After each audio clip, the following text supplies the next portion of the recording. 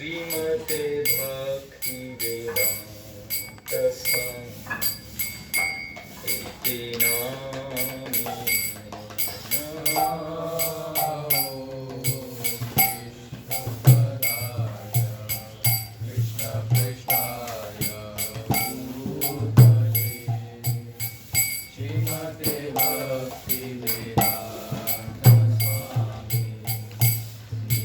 नामिने नमस्ते सरस्वती देवी गौरवाणी प्रचारिणी निर्विशेष शून्यवादी पाश्चात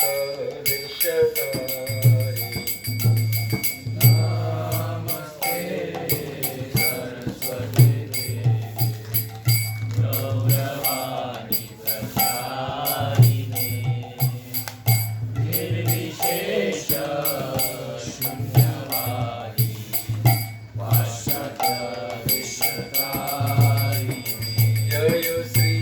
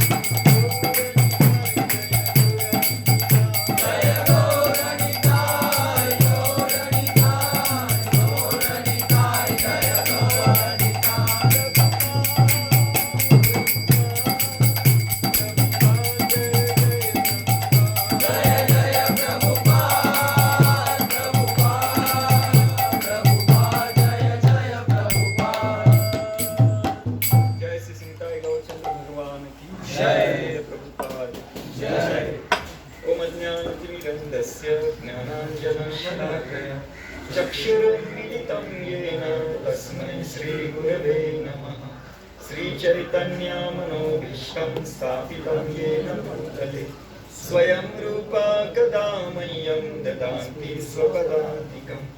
वन्देऽहं श्रीगुरो श्रीयुतापदकमलं श्रीगुरुं वैष्णवांश्च श्रीरूपं साग्रजातं सहगना रघुनाथान्वितं तं सजीवं साद्वैतं सावधूतं परिजनसहितं कृष्णचैतन्यदेवं श्रीराधा कृष्णपदां सहगना ललिता श्रीविशाखान्वितां च नमः ॐ विष्णुपदाय कृष्णप्रेष्ठाय भूतले श्रीमते भक्तिवेदान्त स्वामिनीति नामिने।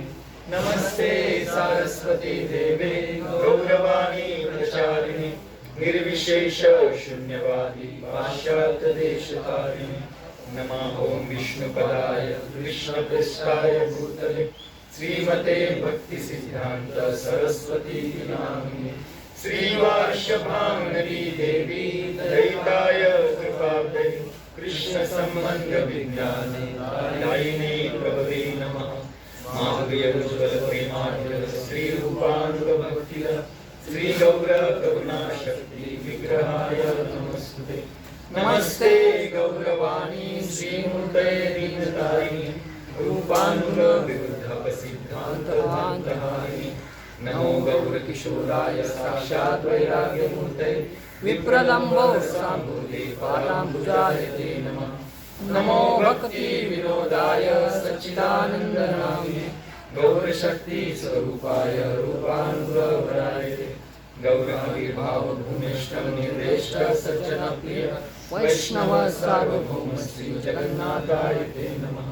वाञ्छाकल्पतरुभ्यश्च कृपा सिन्धुभ्येव च पतितानां पावनेभ्यो वैष्णवेभ्यो नमो नमः।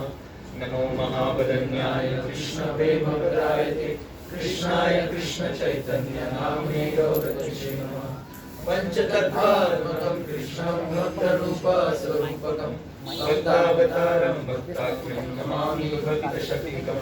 हे कृष्ण करुणा सिन्धु दीनबन्धु जगत्पते गोपेश गोपिकान्त राधाकान्त नमस्ते। जयतां सुरतोपङ्गो मन्दमतिर्गति मत्सर्वस्व पदाम्बुजो राधा मदन मोहनो दिव्यात् वृन्दावनिकल्पप्रमाद श्रीमद्रत्नागार सिंहासनस्थो श्रीमद्राधा श्रीरघुविन्ददेवो पृष्ठाधीसेव्यमानो स्मरामि। श्रीमान् दासरसारम्भी वंशीवटतटस्थित कर्षणवेणुसुनिर्गोपी गोपीनाथाय श्रीयस्तु नमः। तप्त काञ्चन गौराङ्गी राधे वृन्दावनेश्वरी वृषभानुसुते देवी प्रणमामि हरिप्रिये। जय श्री कृष्ण चैतन्य प्रभु नित्यानंद श्री अद्वैत गदाधर श्रीवासादि गौर भक्तवृंद। हरे कृष्णा कृष्णा कृष्णा हरे हरे हरे राम राम राम हरे हरे।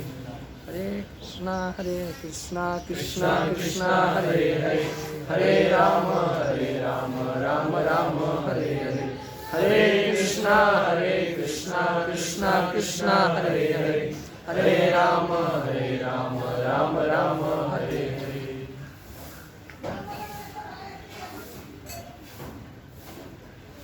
हरे कृष्णा।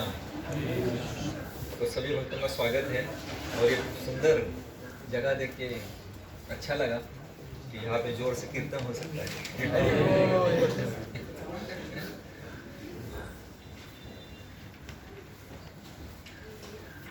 एक दिन जब श्री चैतन्य महाप्रभु जोर से कीर्तन कर रहे थे और अचानक शांत हो गए और श्री नित्यानंद प्रभु, अद्वैत आचार्य, गदाधर पंडित, श्रीवास ठाकुर सभी उनके पार्षद थे और सोच रहे थे कि महाप्रभु अचानक शांत क्यों हो गए और रोने लगे। तो नित्यानंद प्रभु को पूछ रहे कि क्या हुआ। बोलते कि हे निताय, अभी कुछ ही दिनों के बाद हम यहाँ से अप्रकट होंगे। और कीर्तन ये मेरा हृदय है। महाप्रभु बोल रहे, क्या बोल रहे हैं? ये कीर्तन ये मेरा हृदय हार्ट है। अब इस कीर्तन प्रणाली को कौन आगे लेके जाए? और फिर जोर से नरोत्तम नरोत्तम नरोत्तम कैसे पुकार रहे। तो नित्यानंद बोलिए, ऐसा अचानक आपको क्या हुआ? आप तो रो रहे थे, अभी जोर खुशी में नरोत्तम नरोत्तम करके इतना पुकार रहे। तो बोलते हैं कि ये कार्य नरोत्तम करेगा। तो नित्यानंद को इधर उधर देखने, बोले यहाँ पे तो कोई नरोत्तम है ही नहीं, तो कौन है? बोले आने वाला है। बोले आने वाला है? बोले आने वाला है, उसका नाम अभी आप ले, लेकिन अभी हम अप्रकट होने के बाद ये जो कीर्तन का प्रणाली या कृष्ण प्रेम, ये जो भक्ति है, हम उसको कैसे देंगे? बोले कैसे देंगे, कल आपको मैं बताता हूँ। तो ये रामकेली के पास ये प्रसंग था। वहां से पद्मा नदी पास में थी, और पद्मा नदी में श्री चैतन्य महाप्रभु प्रवेश करते हैं, और नित्यानंद को देख रहे, सभी भक्तों को बोल रहे आज जो होने वाला है बहुत ही बड़ा एक कुछ चमत्कार होने वाला है। तो जैसे ही श्री चैतन्य महाप्रभु उस नदी में प्रवेश करते, नदी को इतनी बाढ़ आती है, लहरें ऐसी हो जाती है, और पद्मा नदी साक्षात मूर्तिमंत रूप उनके सामने प्रकट होती है, और अपना हाथ जोड़ते हुए महाप्रभु से कहती है कि मुझे पता है आप यहाँ पे क्यों आए, आप किसी एक भक्त के लिए कुछ देना चाहते हैं मेरे पास। क्योंकि हाँ, जो नरोत्तम भविष्य में आने वाला है उसके लिए कृष्ण प्रेम में आपके हाथ में सौंप रही हूँ, ये ले लो। तब सभी भक्त बोल रहे हैं ऐसा भी होता है क्या? हाँ, ऐसा होता है। तो पद्मा नदी में श्री चैतन्य महाप्रभु कृष्ण प्रेम देते हैं, लेकिन पद्मा नदी बोलती है कि कृपया करके मुझे बताइए कि मैं नरोत्तम को कैसे पहचानूंगा। तो कोई चिंता मत करो, जैसे मैंने आपके जल में प्रवेश किया तो जल को एकदम बाढ़ आ गई थी, वैसे नरोत्तम जब यहाँ पे प्रवेश करेगा तो बाढ़ आ जाएगी, समझना यही व्यक्ति नरोत्तम, उसको दे दे। तो बताने का उद्देश्य यह है कि कीर्तन ये हमारे संप्रदाय का प्राण है, प्राण। और महाप्रभु उन्होंने अपने जीवन में कीर्तन के अलावा कुछ किया ही नहीं। मतलब भक्तों के साथ एक तो सौम्य कीर्तन होता था या धमाकेदार कीर्तन होता था।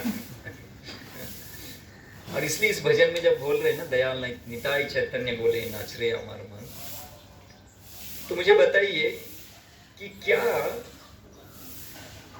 हमारे लिए क्या दुख है? ये जो भक्ति में मार्ग है ना, सुख से भरा हुआ है, इसमें कोई दुख नहीं है। और कभी भी भक्तिमय जीवन में कभी हमें ऐसा निराश नहीं होना चाहिए, क्योंकि मैं आपको बताता हूं, आप जो कर रहे हैं ना देवताओं को भी नहीं मिल रहे। इंद्र चंद्र सूर्य, इनको नहीं मिल रहा है जो आपको मिल रहा है। अभी आपको क्या मिल रहा है? पहले मिल रहा है प्रसाद, तो उनको नहीं मिलता है। दूसरा मिल रहा है कीर्तन, जो उनको नहीं मिलता। जब श्री चैतन्य महाप्रभु जब कीर्तन करते थे तो सभी देवता भाग भाग के आते थे, और कीर्तन होने बोलते थे अभी आपके घर लौट जाओ, हम जाते हैं। अरे बोले हमें नहीं आपका कार्य करना है। तो देवताओं को भी दुर्लभ है ऐसी चीज गौर निताई की कृपा से हमें मिली है। इसमें निराश नहीं होना चाहिए, कुछ भी हो कभी निराश नहीं होना चाहिए। भक्ति मार्ग ऐसा है, इसमें यश ही यश है, भक्ति में कभी अपयश नहीं है। हमें क्या लगता है? हमें लगता है कि अगर किसी व्यक्ति इंद्रिय तृप्ति का शिकार हो रहा है, यह हमारा अपयश है। अपयश नहीं है। कोई व्यक्ति जप करते करते सो रहा है, उसको लगता है ये अपयश है। अपयश नहीं है, ये यश ही है। मैं आपको बताऊंगा, समझाऊंगा आज। तो कभी भी भक्ति में निराश नहीं होना चाहिए, क्योंकि हमारा यश क्या है? हमारा यश ये है कि हमारी कोई योग्यता न होते हुए हम हरे कृष्ण महामंत्र का जप कर रहे, भले सोते हुए, रोते हुए या चलते हुए, कैसे भी। नाम लेने की योग्यता हमारी नहीं है। ऐसा कहा जाता है, this material tongue can not chant Krishna's name. कभी नहीं, फिर भी ले रहे। कैसे ले रहे? और देवताओं को नहीं पॉसिबल है, देवताओं का नाम होता ही नहीं है। इसलिए तो देखो ना, देवता कभी सत्संग में आते हैं, लेकिन क्योंकि उनके पास उतनी सुकृति नहीं है कि वो सत्संग में रहे और सभी भक्त बोले ठीक है आपका कारोबार छोड़ दो यहाँ पे रहो। जब सुखदेव गोस्वामी भागवत सुना रहे थे ना, तब सभी देवता वहां पे आ गए अमृत लेके, बोले चिंता मत कीजिए, ये अमृत है ना, ये परीक्षित महाराज को पिलाई, इनका जो प्रश्न छूट जाएगा और हमें भागवत सुनाएगा। बोले हट जाओ यहाँ से।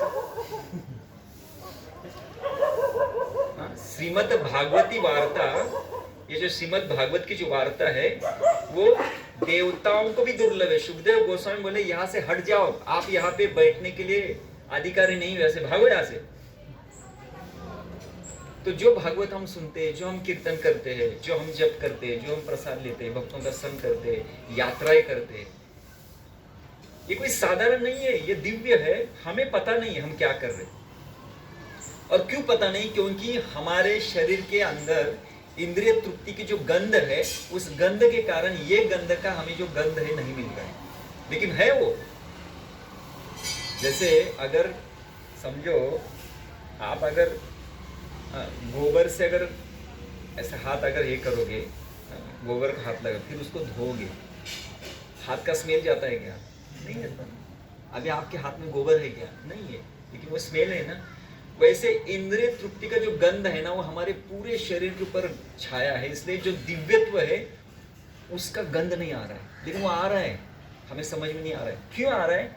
क्योंकि हम कर रहे हैं।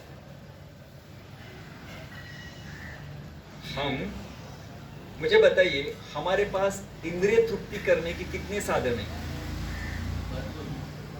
बहुत है, बहुत है कि नहीं? हमारे यहाँ पे अश्विन प्रभु है, मैं उनका उदाहरण इसलिए आपको दे रहा हूँ कि उनका कभी आपने जप देखा है? कैसा है जप? कैसा है? क्यों कर रहे हो? उसको बोलो छोड़ दो।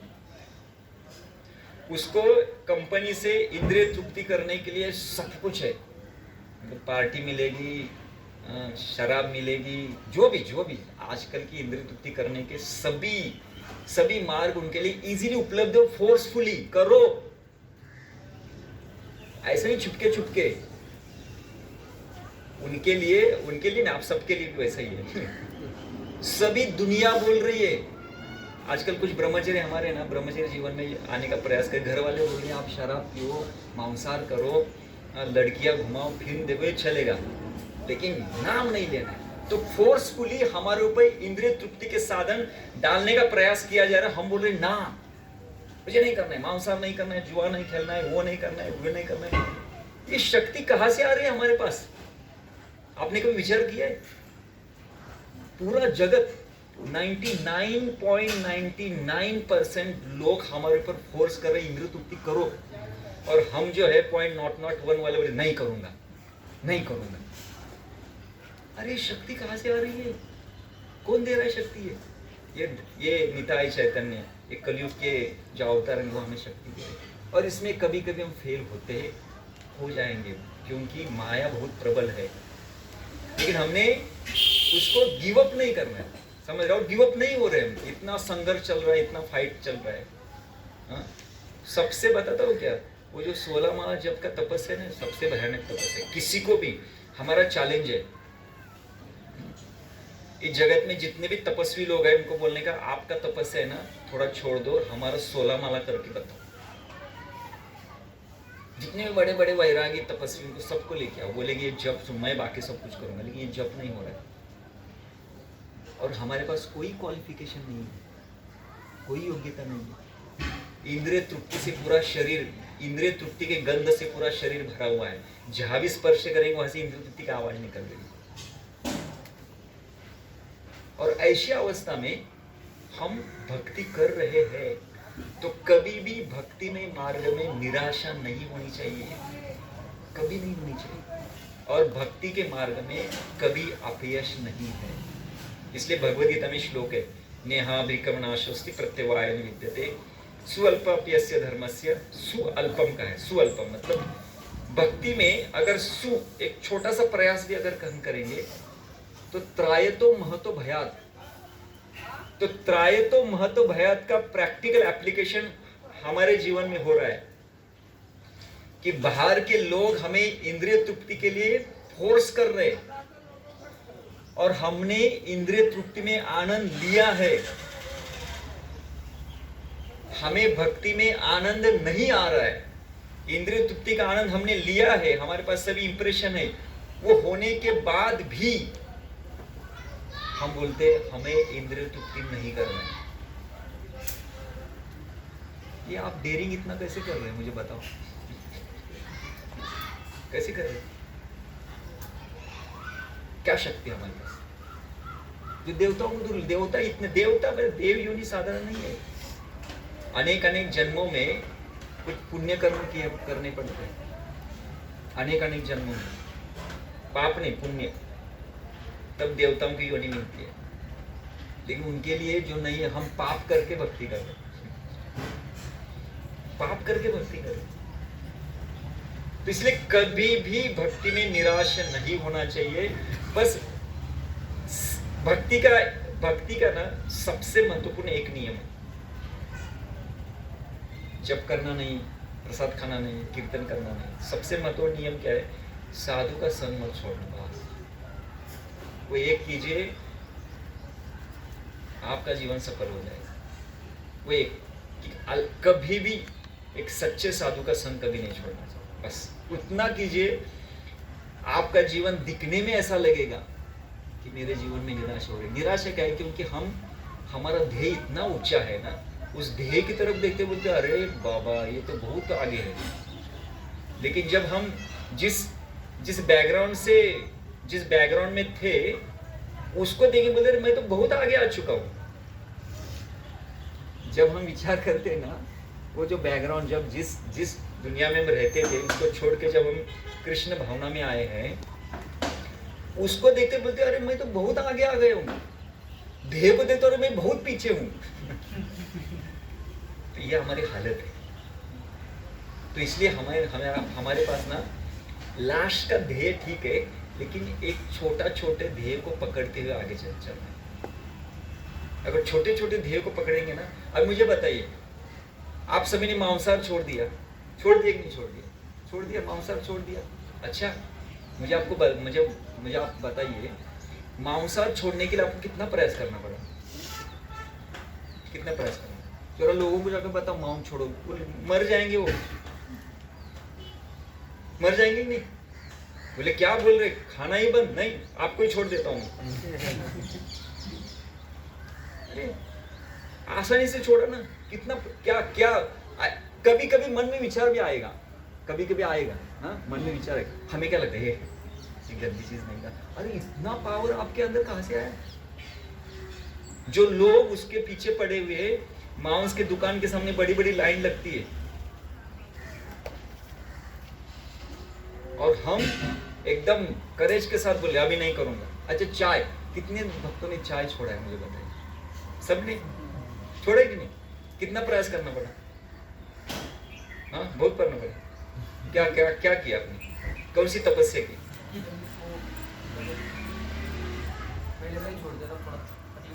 हाँ, लेकिन क्या तपस्या की आपने?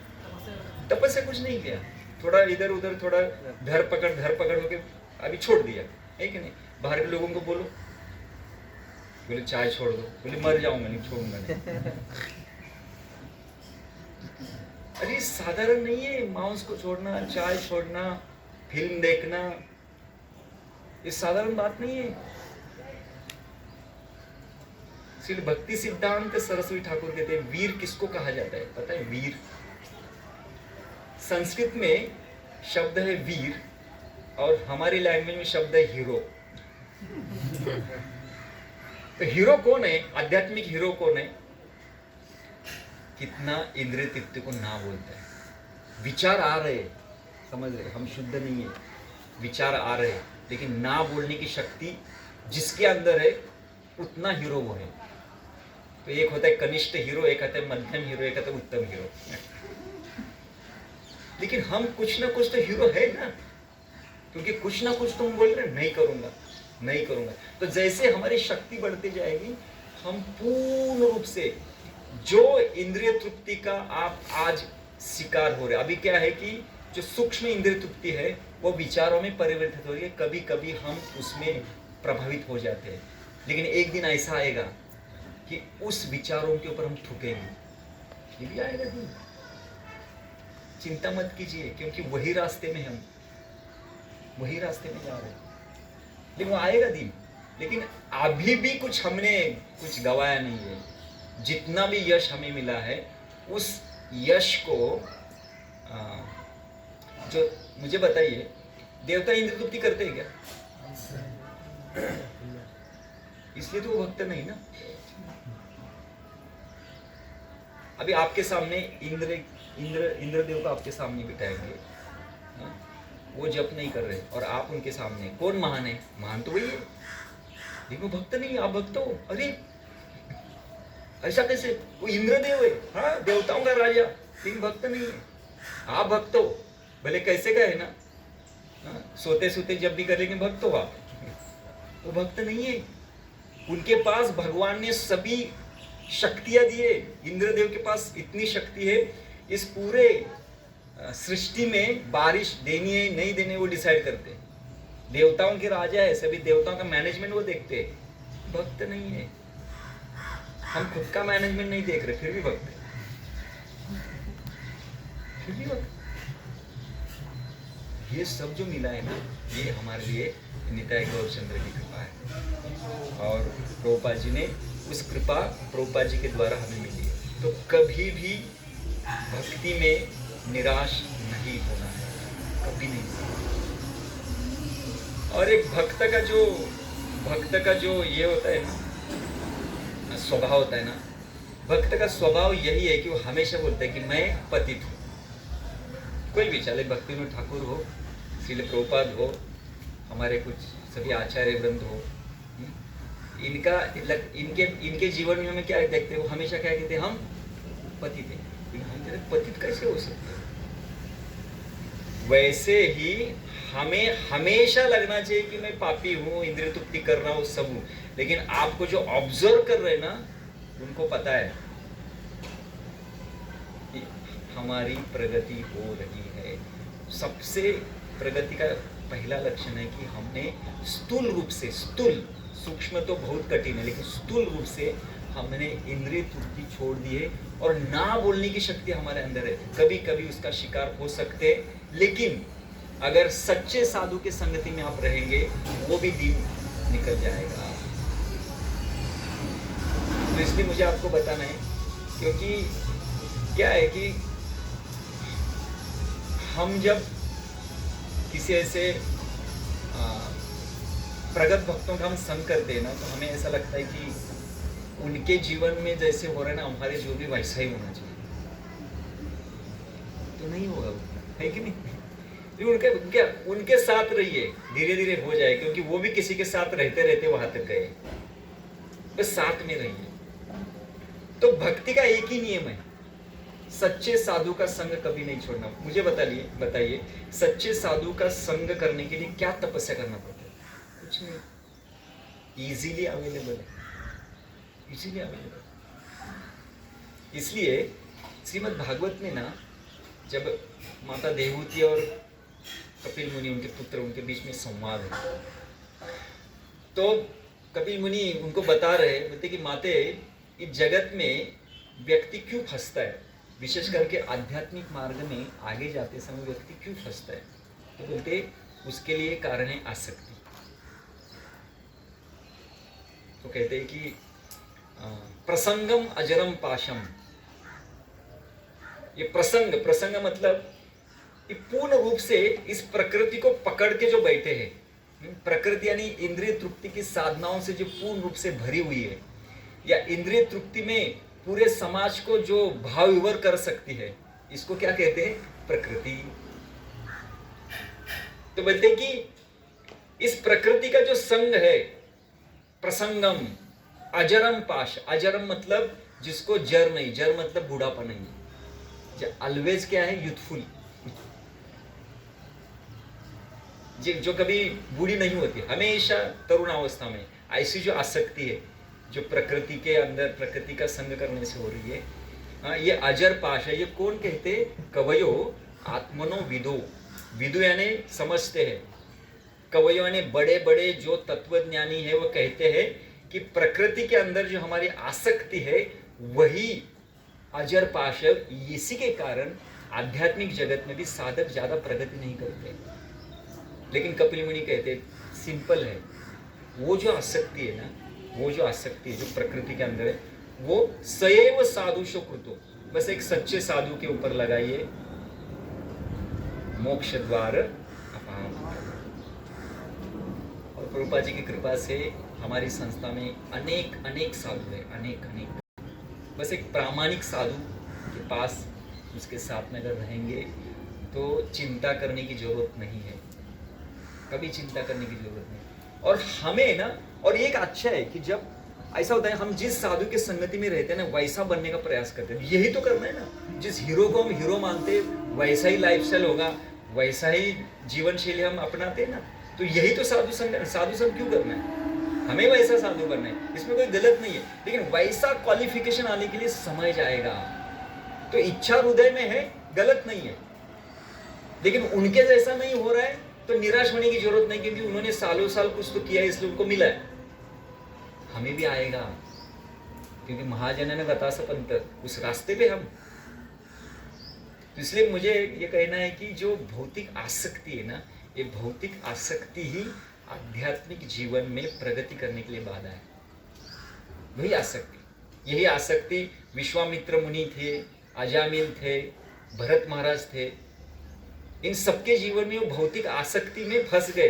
लेकिन वो फंसे नहीं है। मैं आपको बताता हूँ विश्वामित्र मुनि की गलती क्या थी, आप मुझे बताइए। आज हम इस केस में जाएंगे डिटेल में कि आध्यात्मिक मार्ग में कोई भी साधक है दिखने में अपयशी रहेगा, लेकिन उसका अपयश नहीं, उसका यश ही यश है। विश्वामित्र मुनि की गलती क्या थी? विश्वामित्र मुनि का नाम किस लिए लिया जाता है? मतलब विश्वामित्र मुनि जब हजारों साल तपस्या की, उन्होंने तपस्या की, ओके, तो एक दिन इंद्रदेव को थोड़ा क्रोध आ गया। क्रोध मतलब इंद्रदेव थोड़े से इनसिक्योर हो गए, क्योंकि कोई तपस्या करता है तो इनसिक्योरिटी पहले वहां जाती है। ये तपस्या कर रहे, शायद वो मेरे आसन पे बैठेंगे, तो उनका आसन हिलने लगा, ये कुछ तो करना पड़ेगा। उन्होंने मेनका को भेज दिया। मेनका को भेजने के बाद मेनका का एक जो कंगन था ना, उसका एक आवाज है टिंग करके, और विश्वामित्र मुनि ने आंखें खोली, हो गया। इतने साल तपस्या करने के बाद सिर्फ मेनका के पायल की जो झुनकार थी ना, वो उसका आवाज सुनने से उनकी तपस्या भंग हो गई। तो दिखने में ऐसा दिखता है कि फिर 20,000 साल तपस्या करके फायदा क्या हुआ? एक पायल की झनकार को सहन नहीं कर सके, कैसे योगी है वो? ये 20,000 साल तपस्या करने का फल मैं आपको बता दूं क्या होने वाला है, क्या हुआ। फिर उन्होंने तय किया, नहीं मैं यहां पे इसके लिए नहीं आया हूं, मुझे फिर से तपस्या करनी। फिर 20,000 तपस्या की, फिर दूसरे अफसर आ गए, उसका नाम मुझे पता नहीं, दूसरे आ गई, और उनको क्रोध आया, बोले पहिया आ गई, उसने मेरा पूरा तपस्या भंग किया, अभी ये क्यों ना? इसलिए उनको क्रोध आ गया, और क्रोध से उसको, मतलब जो क्रोध आ गया ना, क्रोध के कारण जिन्होंने जो तपस्या की, तो तपस्या पूर्ण रूप से भंग हो गया। मतलब आध्यात्मिक व्यक्ति को क्रोधी भी नहीं होना चाहिए, कामी भी नहीं होना चाहिए, और क्रोधी भी नहीं होना चाहिए। फिर से तपस्या चला गया। लोग बोलते हैं अरे क्या फायदा आपका? लोग कभी कभी बोलते हैं ना, अरे भक्त हो, क्रोध कर रहे, आपको भक्ति करके फायदा क्या है? बोलते हैं नहीं लोग, और घर वाले बोलते हैं जब कर रहे कुछ बोलता हूं तो सुनता नहीं, क्या फायदा आपका? यहाँ पे देखो 40,000 साल तपस्या करने के बाद विश्वामित्र मुनि काम और क्रोध से अपने आप को पूर्ण मुक्त नहीं कर चुके थे, लेकिन 40,000 साल खाली नहीं गए, फिर से उन्होंने तपस्या की और यशस्वी हो गए। इतना यशस्वी हो गए कि साक्षात प्रभु रामचंद्र जी उनके शिष्य बने। आप मुझे बताइए, 20,000 साल खाली गए, फिर से 20,000 साल तपस्या खाली गई। वैसे हम जो कर रहे हैं ना, दिखने में अपयश है, दिखने में क्या दिखता है? अपयश, लेकिन वो अपयश नहीं है, वो कैलकुलेशन में पकड़ रहे कोई। तो भगवान जो परमात्मा के रूप में अंदर बैठे ना, हम जो भी कुछ कर रहे हैं उसका कैलकुलेशन वो कर रहे हैं। इसलिए कहा है नेहा ब्रिकम नाशोस्ति प्रत्यवाय न विद्यते अभिक्रम, इसमें कोई नाश नहीं, न इह कोई नाश नहीं। हमने एक बार अध्यात्म में आने के बाद जो भी कुछ आध्यात्मिक कार्यकलाप कर रहे हैं वो सभी आध्यात्मिक कार्यकलाप कभी नष्ट नहीं होते। इवन अपराध भी उसको नष्ट नहीं कर सकते। अपराध सिर्फ उसका न शक्ति को ब्लॉक करते। जैसे कोई अपराध होता है ना, उस आध्यात्मिक शक्ति को ब्लॉक कर देते। जैसे आपके बैंक में अकाउंट रहेगा, अकाउंट को ब्लॉक किया जाएगा तो पैसा है अकाउंट में लेकिन निकाल नहीं सकते। तो किसी के अंदर भक्ति के शक्ति को नष्ट करने की शक्ति किसी के अंदर नहीं है। भक्ति में सबसे खतरनाक होते अपराध, तो अपराध में भी नहीं है, क्योंकि भक्ति इतनी श्रेष्ठ है वो भगवान को भी दास बना देती है। तो फिर अपराध उनके सामने क्या है? इस जगत में सबसे श्रेष्ठ भक्ति है, सबसे श्रेष्ठ, उसका हमने आश्रय लिया है, तो फिर डरने की क्या बात है? करते रहिए। दिखने में लगेगा कि हम फेल हो रहे, फेल नहीं हो रहे, वो सभी कैलकुलेशन हो रहा है। जो भी कुछ नाम हम ले रहे हैं सबका मौजमाप हो रहा है। चिंता मत कीजिए, करते रहिए, करते रहिए। बस एक काम करना है, साधु का संग नहीं छोड़ना। वो बोलते ना मेन चीज है, वो साधु संग नहीं छोड़ना। वो करते रहिए, कैसे भी हो आप, कैसे भी रहो। मुझे बताइए प्रभुपाद जी के शिष्य कैसे थे? कैसे पाश्चात्य जगत में हिप्पी थे। हिप्पी कल्चर पता है आपको? आप हिप्पी हो गया? नहीं प्रभु जी, एडवांस है। अरे उन्होंने प्रभुपाद जी का संग किया, वो क्या अभी वो दूसरों को संग दे रहे। तो निराश नहीं होना चाहिए, कभी भी निराश नहीं होना चाहिए। बड़ा बड़ा सुनना चाहिए, तो ये हमारा ध्येय, यस मुझे जाना, एक दिन मैं जाऊंगा, हम होंगे कामयाब एक दिन। क्यों नहीं? क्योंकि मार्ग वही है। भरत महाराज का सुनते हैं। भरत महाराज ने मलवत, जैसे व्यक्ति मल को त्यागता है ना, मल को त्यागने के बाद हमें कुछ दुख नहीं होता है, कुछ अच्छा होता है, आज मल निकल गया, हाँ खुश हो रहे थे। तो ऐसे मलवत पूरे राज्य को त्याग दिया, लेकिन अंत में क्या हुआ? वो हिरण के प्रति आसक्त हो गए, और इतना आसक्त हो गए कि फिर से उन्होंने पूरा भक्ति छोड़ दिया। अब ये दिखने में क्या दिख रहा है? आप ये भक्ति छोड़ दी, और वो भाव स्तर पे हिरण के लिए, और इतने हिरण के प्रति आसक्त हो गए, पूर्ण हिरण के ऊपर आसक्त होने के कारण वो हिरण का ही विचार करने लगे, और हिरण का विचार करते करते करते हिरण बन गए। मतलब उनके मृत्यु के बाद उनको कौन सा शरीर मिला? हिरण का शरीर मिला। अभी देखो, अभी क्या मनुष्य शरीर से कौन से शरीर में चले गए? लेकिन शरीर तो था उसका, लेकिन चेतना कौन सी थी? भक्त की। और वो हिरण इतना वैरागी था, वह हरा ग्रास भी नहीं खाता था। तो नहीं, इंद्रिय तृप्त नहीं करता। समझ रहे? वो हिरण दिखने में क्या दिख रहा है हमें? पतन हो गया। अरे वो पतन कैसे हो सकता है? उनकी चेतना इतनी थी, बोले कि मैं ना बिल्कुल भी अभी इंद्रिय तृप्ति नहीं करूंगा। अभी उनके लिए क्या इंद्रिय तृप्ति का विचार? जो घास, हरा घास खाना के इंद्रिय तृप्ति है क्या? जी नहीं, वो भी नहीं करूंगा, ये सूखा हुआ घास, ये घास खाऊंगा। और बोलते मुझे संग कहाँ मिलेगा? संग कहाँ? तो अपने पूरे फैमिली को छोड़ के एक आश्रम में चले गए जहाँ पे सब साधु रहते थे। कौन से शरीर में? आप मुझे बताइए, पतन है क्या? भक्ति में कभी भी पतन नहीं होता है। भक्ति में बाह्यत का दूसरे से दिखता है कि ये गया, उसने जॉब छोड़ दिया, ये कर दिया, ऐसा दिखता है, लेकिन उसने जो किया है ना, वो सभी भगवान ने उनके अकाउंट में नमूद करके लिखा है, इसने किया है, इसने किया है। इसलिए भक्ति में कभी हार नहीं होती है। एक बार अगर हम भक्ति में प्रवेश करते हैं, उसकी कभी हार नहीं होती, क्योंकि भक्ति को कोई हरा नहीं सकता, भगवान भी नहीं। अभी मुझे इस जगत में सबसे शक्तिशाली कौन है? भगवान है ना। भगवान भी भक्ति को हराते नहीं है, मतलब भक्ति के सामने भगवान हार जाते हैं। तो फिर जो भक्ति कर रहा है उसको कौन हरा सकता है? समस्या इतनी है कि ये मार्ग थोड़ा सा कठिन है, और मार्ग कठिन होने के कारण हमें बाह्यात्कारी दृष्टिकोण से अपयश दिखता है, लेकिन ये अपयश नहीं है। और यही प्रसंग जब भगवद गीता में भगवान श्री कृष्ण 6 अध्याय में अर्जुन को समझा रहे हैं कि अर्जुन ये मन बहुत ही भयानक है। वो कहते हैं कि आपको अगर ध्यान करना है ना, आपको ध्यान करना है तो आपको मन के ऊपर नियंत्रण करना पड़ेगा, तभी आपका ध्यान हो सकता है। तो अर्जुन बोलते 5000 साल पहले अर्जुन बोलते भगवान मन के ऊपर नियंत्रण करना बहुत कठिन है। और उस समय पे ना मोबाइल था, ना मतलब कुछ ऐसे इलेक्ट्रॉनिक गैजेट नहीं थे, ना यूट्यूब, ना कुछ फेसबुक, कुछ नहीं था। उस समय पे अर्जुन बोल रहे कि मन के ऊपर नियंत्रण करना कठिन है। आज अगर अर्जुन होते तो क्या बोलते?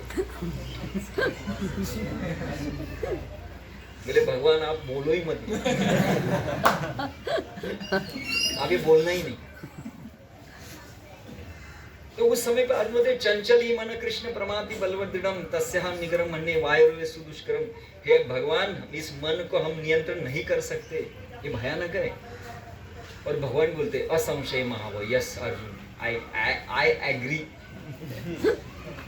लेकिन अभ्यास और वैराग्य के द्वारा इसको नियंत्रण में लाया जा सकता है, चिंता मत करो। और फिर ये होने के बाद अर्जुन बाद में पूछते ठीक है सब कुछ ठीक है, लेकिन मन चंचल होने के कारण समझो अगर किसी आध्यात्मिक साधक जो इतना प्रयास कर रहा है, वो प्रयास करते करते करते अगर फेल हो गया तो उसकी क्या गति होगी?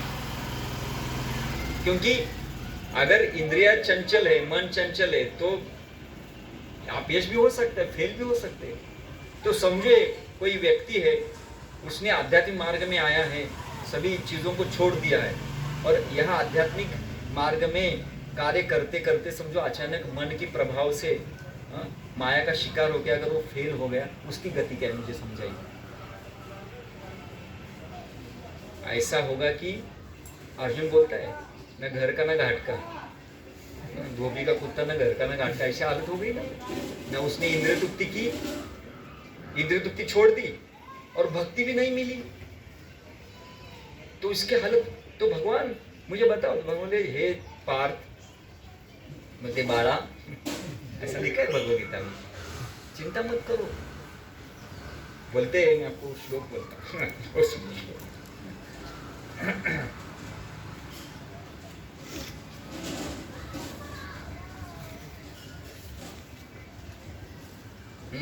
भगवान से भगवान हुआ अच्छा बोलते पार्थ न एव इह न अमुत्र विनाश तस्य विद्यते न ही कल्याणकृत कश्चित दुर्गतिं तात गच्छति। बोलते तात, तात मतलब, तात किसको कहते हैं? एक पिता अपने पुत्र को बोलता है तात। ऐसे भगवान अर्जुन बोल रहे हे मेरे पुत्र चिंता मत करो। ये जो मार्ग है ना, जिस मार्ग में कल्याणकृत, कल्याणकृत मतलब अगर कोई व्यक्ति इस मार्ग में अपना कल्याण होने के लिए आया है, मुझे आप बताइए, आप इस मार्ग में खुद का कल्याण करने के लिए आए हैं या अकल्याण करने के लिए आए हैं? अश्विन, कल्याण के लिए आए। अभी यहाँ पे बोल रहे कि ऐसा जो कल्याण करने के लिए जो आया है, नहीं, भगवान बोलते नहीं, कभी भी उसका अकल्याण नहीं होगा, क्योंकि वो कल्याण करने के लिए आया है। तो उसने डिसाइड किया है, जब जीवात्मा डिसाइड करता है कि मेरा कल्याण होना चाहिए, तो भगवान उसको सैंक्शन कर देते हैं। बोले नहीं, आगे कहते हैं कि नहीं कश्चित दुर्गति, कभी भी उसकी दुर्गति नहीं हो सकती,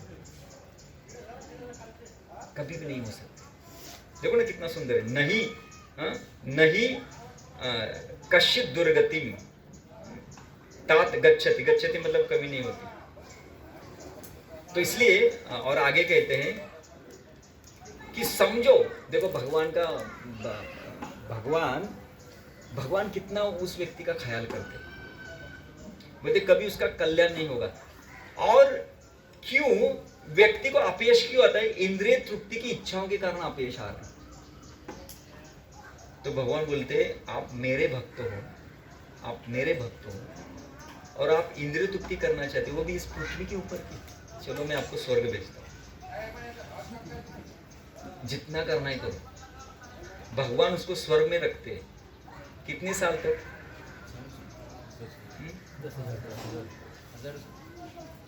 जब तक उसकी इंद्रिय तृप्ति की इच्छा पूरी नहीं होती।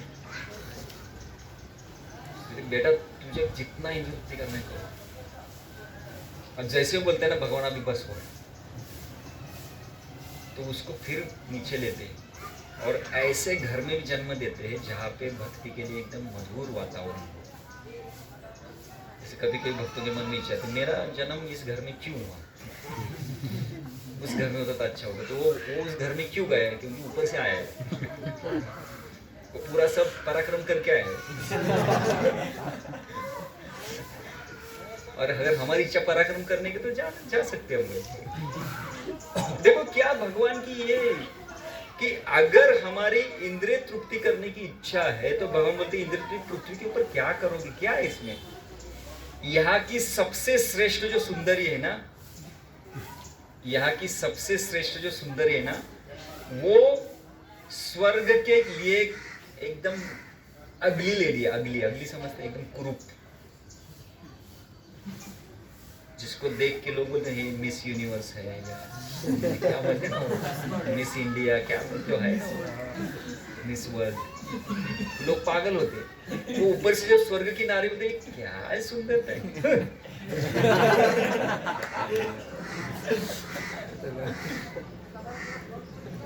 तो वैसी सुंदरता भगवान देते हैं, ये भगवान का गिफ्ट है। बोलते आप निराश मत हो, क्यों? क्योंकि आपने मुझे स्वीकार किया है। अगर आपने मुझे स्वीकार किया तो मैं आपको नाराज नहीं करूंगा। इसमें क्या होता है, इसमें बहुत साल चले जाते हैं, इसलिए भक्त बोलते हैं नहीं भगवान मुझे साल को नहीं भेजना है, बस जो भी करना है मुझे इसी जगत में रख के जो आपको करना है करो। इसलिए भगवान परीक्षा इसी जगत में थोड़ा बाहर निकाल के इधर करके परीक्षा लेते हैं। क्योंकि भगवान बोलते हैं मुझे स्वर्ग नहीं जाना है। इस स्वर्ग मुझे पता है इधर तो भयानक है, लेकिन क्या करूं, दिल है कि मानता नहीं। क्या करूं, तो पता है लेकिन वो नहीं हो रहा है। लेकिन एक काम करो भगवान मुझे स्वर्ग मत दे दो, जो भी करना है इस जगत में करो। इसलिए भगवान जब उसके जीवन में ऐसा कुछ उल्टा सीधा करते तो भक्त बोलते तत्ते अनुकंपा, भगवान आपकी अनुकंपा है, आपने मुझे स्वर्ग नहीं भेजा, यहाँ पे ही किया, मेरा ऑपरेशन आपने यहाँ पे ही किया, धन्यवाद। तत्ते अनुकंपा सुष्मिक्षमानो भुंजान एवं घृत विपाक आत्म विपाक, मेरी जो कर्म थे उसका विपाक मतलब फलित हो रहा है। मैंने जो भी कुछ गलत इच्छा की उसके लिए आपने मुझे सजा दी, धन्यवाद।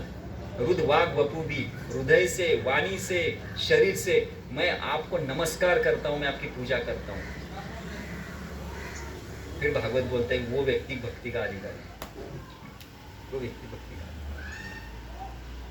और समझो किसी के अंदर बिल्कुल इंद्रिय तृप्ति नहीं है और वो भगवत धाम नहीं चला गया, तो भगवान बोलते चिंता मत करो, उसको ऐसे घर में जन्म दूंगा।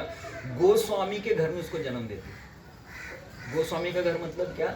माँ के गर्भ से भक्ति की शुरुआत होगी। माँ के गर्भ में गौरनीता का प्रसाद उसको मिलता है। ऐसा गोस्वामी का कुल। आज बाहर जैसे वो उसका जन्म होता है, प्रचार की शुरुआत करता है, पूर्ण रूप से ये। तो इतना भगवान हमसे प्रेम करते हैं, हमें बस वो पता नहीं है। क्योंकि जिसका नाम लेने की इच्छा नहीं, नाम लेते समय इतनी तकलीफ हो रही है, इंद्रिय तृप्ति बाधा डाल रही है, विचार बाधा डाल रहे, शरीर थक रहा है, फिर भी हम उनका नाम ले रहे हैं। तो क्या भगवान हमें क्या बोलते हैं उसे, कंसीडर नहीं करेंगे क्या? वो हमें कंसीडर कर रहे हैं, वो कर रहे हैं। और यही लक्षण है कि हम भक्ति में धीरे धीरे धीरे धीरे प्रगति करते हैं। तो अगर आप पीछे जाके देखोगे ना, आपका भूत हाँ मैंने प्रगति किया, लेकिन भविष्य को देखते हुए तो नहीं प्रभु जी मैं तो गया ही नहीं। तो ये अच्छा, ठीक है, बात सही है, भाव अच्छा होना चाहिए। कभी भी एक भक्त अपने आप को प्रगतिशील नहीं समझता, ये अच्छा है, लेकिन उसमें नाराज नहीं होना चाहिए, निराश नहीं होना चाहिए, कभी निराश नहीं होना चाहिए। हमने बहुत मतलब मैं आपको कहता हूँ इस युवा अवस्था में 4 नियम को पालन करना। मांसाहार छोड़ना, फिल्म न देखना, इतना सब कुछ हम कर रहे हैं बाहर। और ऐसा नहीं कि हमें किसी ने यहाँ पे बांध के रखा, जैसे रघुनाथ दास गोस्वामी को बांध के रखा, ऐसा हमें किसी ने बांधा नहीं है। उल्टा इंद्रिय तृप्ति के लिए पूरा वातावरण है, पूरा फोर्स है, लोग प्रेरणा दे रहे हैं, माता पिता प्रेरणा दे रहे हैं, सब लोग प्रेरणा दे रहे हैं इंद्रिय तृप्ति के लिए। और प्रोपा जी जैसे छोटे से साधु है, वो भक्ति के लिए थोड़ा प्रेरणा दे रहे हैं, पूरा समाज हमें इंद्रिय तृप्ति के लिए प्रेरणा दे रहा है। और इंद्रिय तृप्ति के सभी साधन हमारे आंखों के सामने पड़े रहने के बाद भी स्थूल रूप से, मैं सूक्ष्म रूप से नहीं बोल रहा, स्थूल रूप से इंद्रिय तृप्ति को ना करने की शक्ति हमारे अंदर है। कितना बड़ा यश है हमारा, उसमें कभी कभी हम शिकार हो सकते हैं। इसलिए भगवान के जातो श्रद्धा मत कथासु निर्विघ्न सर्व कर्मसु वेद दुःखात्मकान कामाम परित्याग ईश्वर। उसको पता है इंद्रिय तृप्ति खराब है, फिर भी उसको क्या बोलते हैं, उसे नियंत्रण करने की शक्ति नहीं। भगवान बोलते हे भक्त डरो मत, माम भजित, आप मेरा सिर्फ भजन करते रहो। श्रद्धालु दृढ़ निश्चय, थोड़ा दृढ़ रहो, दृढ़ साधु के साथ रहो, दृढ़ता से भजन करो। और जो भी कुछ इंद्रिय तृप्ति के विचार आ रहे हैं उसको कैसा भोग करना है, गर्हयन मतलब पश्चाताप करते हुए। जीत आपके हाथ में। मैं आपको बताता हूँ, अभी अगर हम इंद्रिय तृप्ति का शिकार बनते ना, आनंद से नहीं करते, कभी नहीं करेंगे आनंद से। करेंगे लेकिन बोले क्यों करना, नहीं करना, यही हमारी जीत है। इसका अर्थ ये नहीं मैं आपको इंद्रिय तृप्ति का लाइसेंस दे रहा हूँ लाइसेंस मैं आपको बता रहा हूँ कि इसमें निराश मत होइए, लड़ते रहिए और साधु का संग मत छोड़िए। जिस दिन आप साधु का संग छोड़ेंगे उस दिन फिर हम उनके, क्योंकि हम एक तो साधु का संग करेंगे, एक तो भक्त साधु या माया साधु। तो माया के साधु तो जगत में पड़े हुए हैं, एक भक्त साधु के साथ रहेंगे तो चिंता करने की जरूरत नहीं, बिल्कुल चिंता मत कीजिए। और इस मार्ग में कभी अपयश नहीं आएगा, यश ही यश है। सिर्फ कुछ आसक्तियां है, उस आसक्ति के कारण मैंने उदाहरण दिया, विश्वामित्र मुनि वो आसक्त हो गए, बाह्यकर दृष्टिकोण से वो फेल हो गए, लेकिन उनका यश कब मिला, साक्षात भगवान उनके शिष्य बने। कौन? प्रभु रामचंद्र। कोई बोलेगा अरे आप मेनका के प्रति आकर्षित हो गए, मैं आपका कैसे शिष्य बन सकता हूं? बन गए वो। इसका मतलब ऐसा नहीं कि भगवान अयशस्वी व्यक्ति की तरफ देखते नहीं, बोले उसने कार्य किया ना। भगवान फल नहीं देखते, भगवान प्रयास देखते। ध्यान में रखिए, भगवान कभी फल नहीं देखते, भगवान प्रयास देखते। आप प्रयास कितना कर रहे हैं, कितना प्रयास कर रहे हैं। जैसे वो गुलेर थी ना, वो पुल बांधने के लिए प्रयास कर रहे थे, छोटा छोटा मट्टी लेके जा रहे थे, और हनुमान जी बोले तू हट जाना, बीच में क्यों आ रहे हैं, अगर पत्थर गिर गया तो मर जाएगी, हट जाओ। तो भगवान हनुमान क्या बोल रहे हो, जितना मैं आपके ऊपर खुश हूं ना उतना मैं उसके ऊपर खुश हूं। उसकी क्षमता, उसके क्षमता के अनुसार वो प्रयास कर रही है, आपके क्षमता के अनुसार आप प्रयास कर रहे हो। मुझे कितना बड़ा कार्य हो रहा है वो महत्वपूर्ण नहीं, क्षमता के अनुसार कर रहे हैं ना उतना ही मैं शक्तिशाली उसको कृपा देता हूँ। वैसे किसी बड़े भक्त होता है, उसका प्रयास थोड़ा हमसे ज्यादा रहेगा, क्योंकि उसकी उतनी क्षमता है, हमारी क्षमता कम है। और क्षमता के अनुसार अगर मैं प्रयास कर रहा हूँ तो भगवान प्रयास के ऊपर कृपा देते हैं। इसलिए आध्यात्मिक मार्ग दो पटरी पे चलता है, एक है प्रयास, दूसरा कृपा। इसलिए efforts and mercy both are important in devotional service. इसलिए हमें प्रयास करते रहना चाहिए, प्रयास को कभी छोड़ना नहीं चाहिए। प्रयास करते रहिए, करते रहिए, करते रहिए, हम अपयशी नहीं होंगे। बाह्यकारी दृष्टिकोण से हमें अपयश दिखेगा, लेकिन हमारी सभी सुकृति उसका कैलकुलेशन हो रहा है, सभी हमारे अकाउंट में जा रहे हैं, सभी हमारे अकाउंट में। जैसे वो सुकृति गाढ़ी हो जाएगी, हमारे पास वो शक्ति आएगी कि सूक्ष्म रूप से भी हम इंद्रिय तृप्ति को ना बोलने की शक्ति है। तो अभी नहीं है तो ठीक है, कोई बात नहीं, लेकिन अभी तो कीर्तन में आनंद, प्रसाद में आनंद, संग में आनंद, सेवा में आनंद, यात्रा में आनंद, जो देवताओं को नहीं है। है क्या देवताओं को? क्या देवता 3-3 घंटा कीर्तन करते हैं? बिल्कुल नहीं। वो कीर्तन से देखते बोलते यार क्या भाग्यवान लोग है, स्वर्गाचे देवता ह्या तुकाराम महाराज बोलते इच्छिता ते आमार जन्म व्हावा मृत्यू, ऐसा कुछ तो एक अभंग है। तुकाराम महाराज बोलते हैं वो सभी देवता ऊपर से जब देखते हैं कि ये मनुष्य नालायक है, कोई लायक नहीं है, और महापुरुष कीर्तन में नृत्य कर रहे हैं, और देवता योनि में हम लोग, देवता की योनि मतलब बहुत बड़ी योनि है वो, इस भौतिक जगत में इस देव योनि सबसे श्रेष्ठ योनि है। उस योनि में किसी को भक्ति करने का अधिकार नहीं है। हम ना असुर है ना देव है, हम कौन है हमें पता नहीं है। ऐसी मतलब हमारी मिक्स हालत है। कभी कभी आसुर दिखते, कभी कभी देव दिखते, कभी कभी नास्तिक, कभी कभी आस्तिक, कभी कभी धार्मिक, कभी नैतिक, कभी अनैतिक। बोले आप है कौन? मुझे पता नहीं आप है, मतलब हम डिफाइन नहीं करते हम है कौन। ऐसी अवस्था, इसको कहते हैं पतित। और पतित पावन ही आएगा, जिनका कोई घर का ठिकाना नहीं, इसका ठिकाना नहीं, ऐसे लोगों को उद्धार करने के लिए आएगा।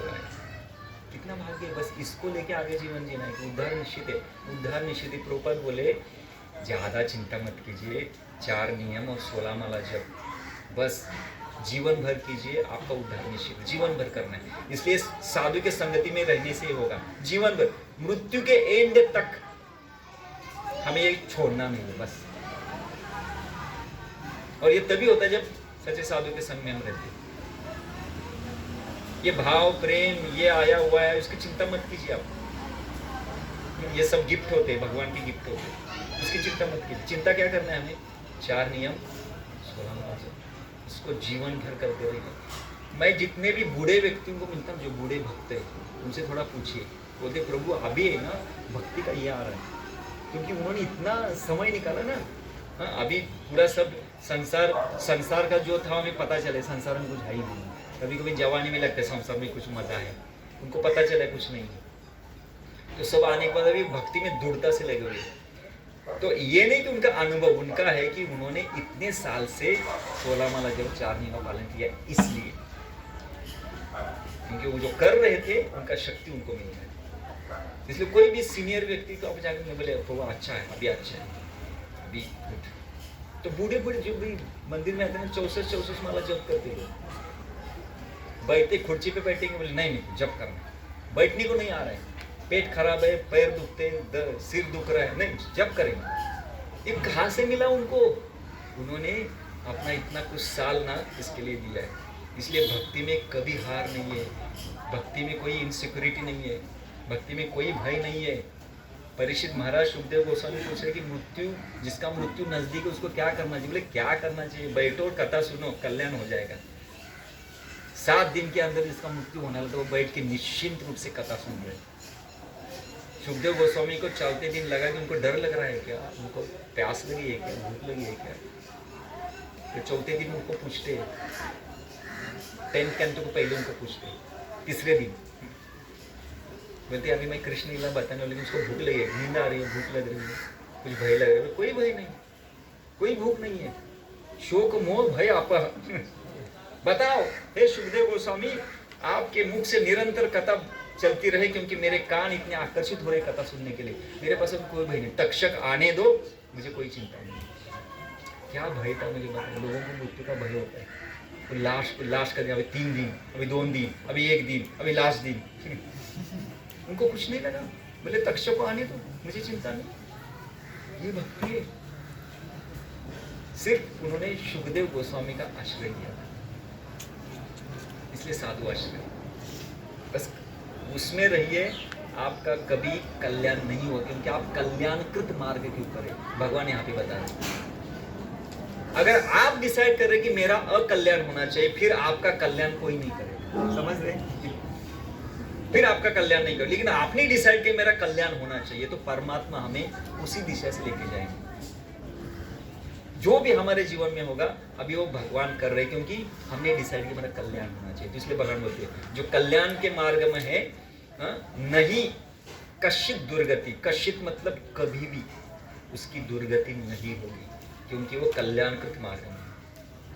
इसलिए इतना निर्भय होना चाहिए, और निर्भय आप तभी बनेंगे जब आप साधु के संगति में रहेंगे। भय नहीं आएगा, कभी नहीं आएगा।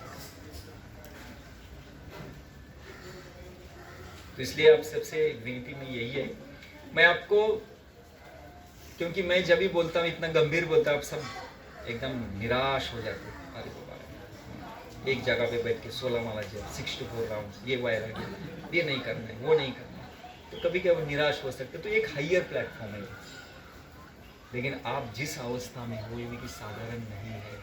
मुझे बताइए, पिंपरी चिंचवड का पॉपुलेशन कितना है? हाँ, 9 लाख है। उसमें यूथ कितने रहेंगे? हाँ, मतलब 50 लाख। 50 लाख में से कितने ऐसे युवक हैं जो आपके जैसे युवक हैं? हाँ? क्या पास?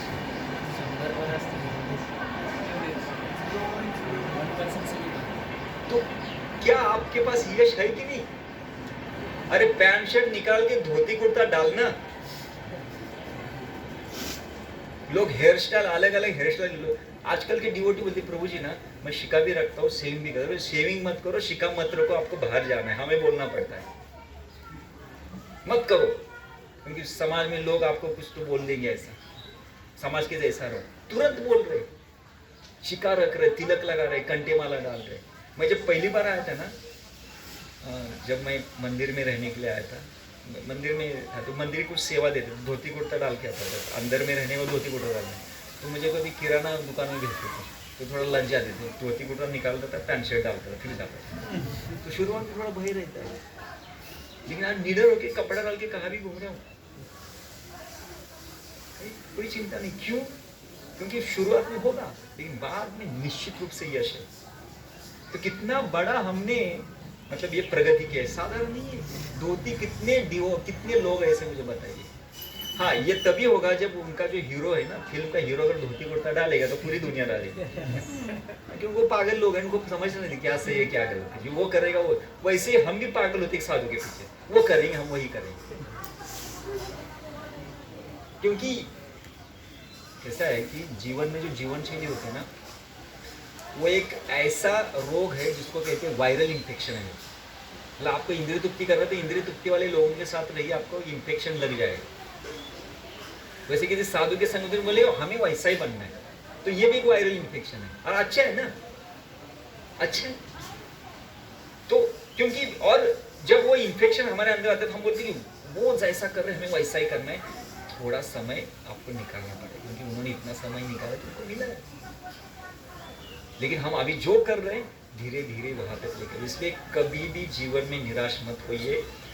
और मैं आपको बताता हूँ कि ब्रह्मचर्य मतलब बिना विवाह का जीवन जीना। आजकल के नव युवक बोलते प्रभु जी मैं भी ब्रह्मचर्य बनना चाहता हूँ।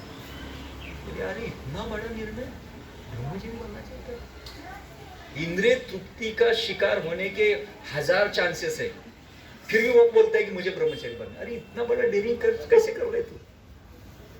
एक बार एक व्यक्ति मुझे मिला, मैं पुस्तक वितरण कर रहा था, बोला आज तक मुझे ये चिंता खा रही कि आप बिना शादी के कैसे रह सकते।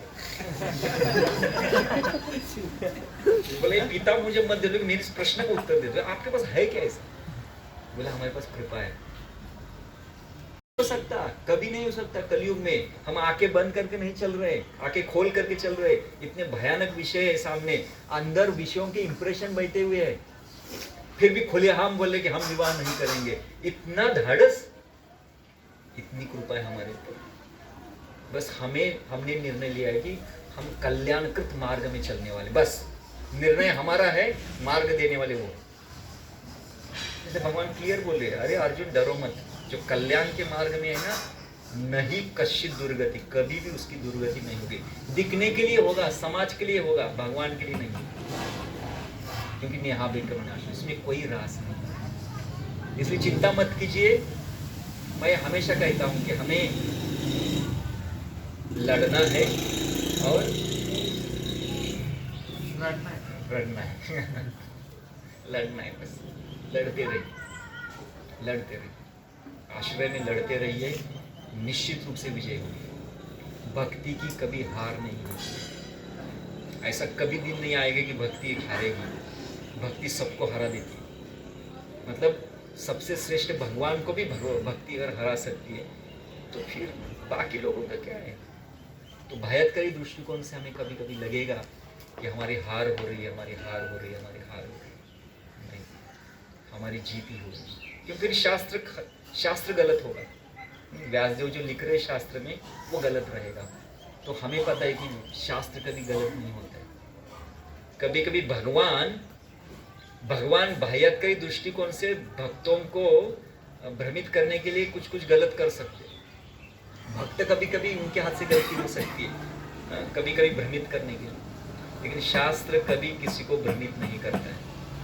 एज बोलते ना, उसको ये कहते हैं कि एकदम क्रिस्टल क्लियर बोलते हैं, जो भी बोलेगा एकदम क्लियर बोलेगा।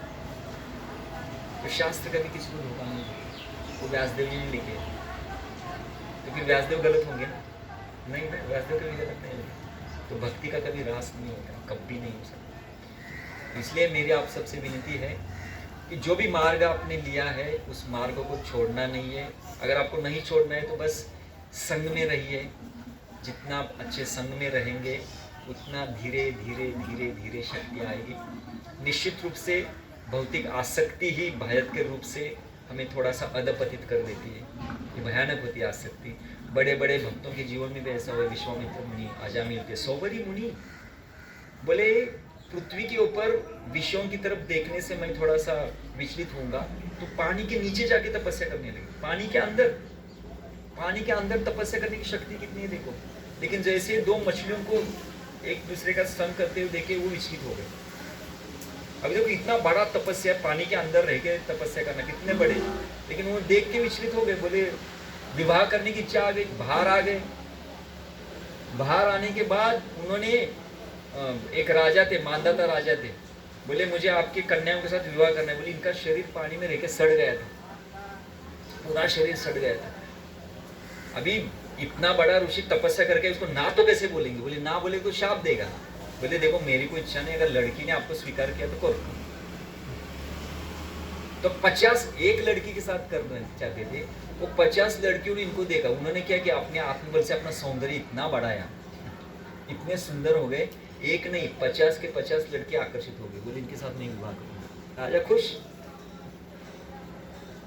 और जैसे विवाह हो गया, बोले धिक माम, क्या किया मैंने? मैं किसके लिए गया था? पानी के अंदर गया था, मैंने क्या किया? उन्होंने जो फिर से भक्ति की शुरुआत की, उसी जन्म में एक विमान आएगा वैकुंठ से, वैकुंठ चले गए। मुझे बताइए कहाँ पे अपयश है, कहाँ पे अपयश है? मुझे बताइए किसी एंगल से आपको अपयश दिख रहा है? तो भयत्कारी दृष्टिकोण से कभी कभी इधर उधर होता है, वो भगवान का योजना होता है। इसलिए कभी भी भक्त का पतन नहीं होता है। कभी आप महसूस हुई, कोई ब्रह्मचारी था वो ग्रस्त बन गया, कोई सन्यासी था उसके अंदर ऐसा कुछ हो गया, उन्होंने विवाह कर दिया, या हमारे कभी कभी अधपतन, कभी ऐसा नहीं होता, दिखने के लिए है वो। लेकिन आंतरिक दृष्टिकोण से अगर देखेंगे, भक्ति में आने के बाद किसी का अधपतन होता नहीं है, कभी नहीं। ये भक्ति की शक्ति है। तो फिर ये श्लोक ही गलत होगा ना, निहाब्रिकमनाशि प्रत्यवाय नंदे सुअल्पप्यस्य धर्मस्य तायतो महतो में। एक श्लोक ही गलत हो जाएगा। श्लोक कभी गलत नहीं होता, हम गलत होते हैं, हमारा दृष्टिकोण गलत होता है। इसलिए कभी भी जीवन में निराश मत होइए, ये मेरा आपको मैसेज है। कभी नहीं, हार होगी वो हार नहीं। मैंने एक फिल्म देखा था, उसका एक डायलॉग था पहले, अभी नहीं। जो हार के जीतता है उसको ही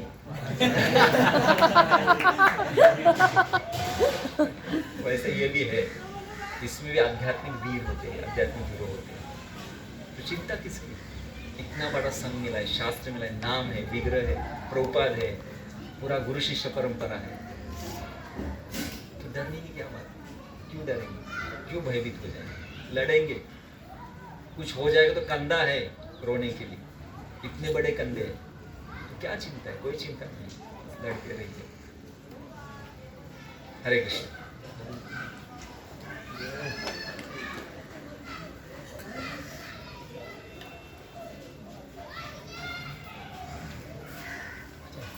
तीसरा कोई प्रश्न हो तो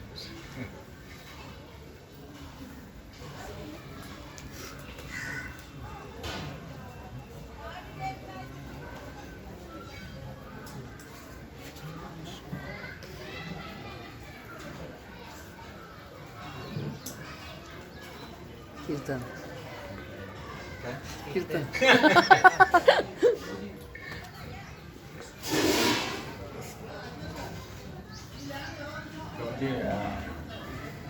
Your discussion, you told that a person has interest on pleasure seeking and also he has interest on devotional service, but he is unable to choose either or the. So I need clarity on what he told.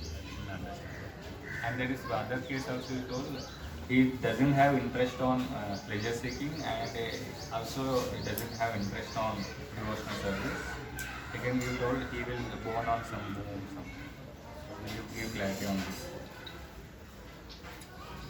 क्या होता है, हम जब भक्ति कर रहे हैं ना, तो भक्ति करते समय ऐसा नहीं कि इंद्रिय तृप्ति की इच्छा हमारे हृदय से हट गई है.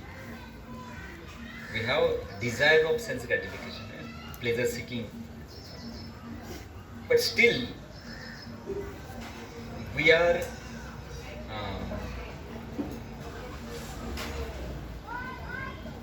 doing tapasya, just like a सुबह जैसे हम उठ रहे हैं, मॉर्निंग में उठना, उसके बाद में जप करने की इच्छा कभी नहीं होती है, तो स्टिल वी आर चैंटिंग, हम जप करते हैं. तो मेरा कहने का उद्देश्य ये है कि हमारे हृदय के अंदर इंद्रिय तृप्ति की कामना रहते हुए भी हम भक्ति करने का जो प्रयास कर रहे हैं, क्योंकि अगर हमारे हृदय के अंदर इंद्रिय तृप्ति करने की इच्छा है तो हम इंद्रिय तृप्ति कर भी सकते हैं. इच्छा है, कभी कभी होगी भी, हो सकता है कभी कभी, लेकिन फिर भी हमने आध्यात्मिक कार्यकलापों को छोड़ा नहीं है. Still we are doing, we are struggling, उसमें हम संघर्ष कर रहे हैं. साधारण नहीं है. आज सुबह उठना, सुबह उठने के लिए संघर्ष है, जप करने के लिए संघर्ष है, बाहर इतने विषय है, संघर्ष है, लेकिन फिर भी हम मध्यम नहीं कर. तो मेरा कहने का उद्देश्य कि न करने, न बोलने की शक्ति आपके अंदर कहाँ से आ गई? ये हमारी जीत है, और ये बढ़ती रहती है. वो शक्ति है ना, जैसे हमारी सुकृति बढ़ती है ना, वो शक्ति धीरे धीरे धीरे बढ़ती रहती है. ये मेरा कहने का उद्देश्य. कभी कभी हमें लगता है कि हम इधर भी है, उधर भी है. नहीं, हम इधर ही है. और कभी कभी हम थोड़ा जा सकते हैं बाहर, तो भगवान कभी कभी योजना बनाते हैं. जैसे विश्वामित्र मुनि थे, सौबरी मुनि थे, उनके जीवन में थोड़ा बाहर गए, क्योंकि उन्होंने मेनका के साथ विवाह भी किया. विवाह करने के बाद उनको याद आया, अरे गड़बड़ हो गई. लेकिन इतने उन्होंने बाद में भक्ति की कि भगवान ही बोले, क्या भक्त है, मैं आपको गुरु के रूप में स्वीकार करता. तो इसका मतलब उन्होंने 20,000 तपस्या की, बाद में 20 ईयर फेल नहीं गई. भगवान देख रहे थे. यही है, अगर हम आध्यात्मिक कार्यकलाप करते हुए अगर फेल भी हो रहे, भगवान देखते हैं. और भगवान ऐसे कृपालु है. जैसे कहा जाता है कि आप अगर रामेश्वरम में देखेंगे ना, रामेश्वरम नहीं, ये कांच नहीं बोलते, रंगनाथ जी कहाँ पे?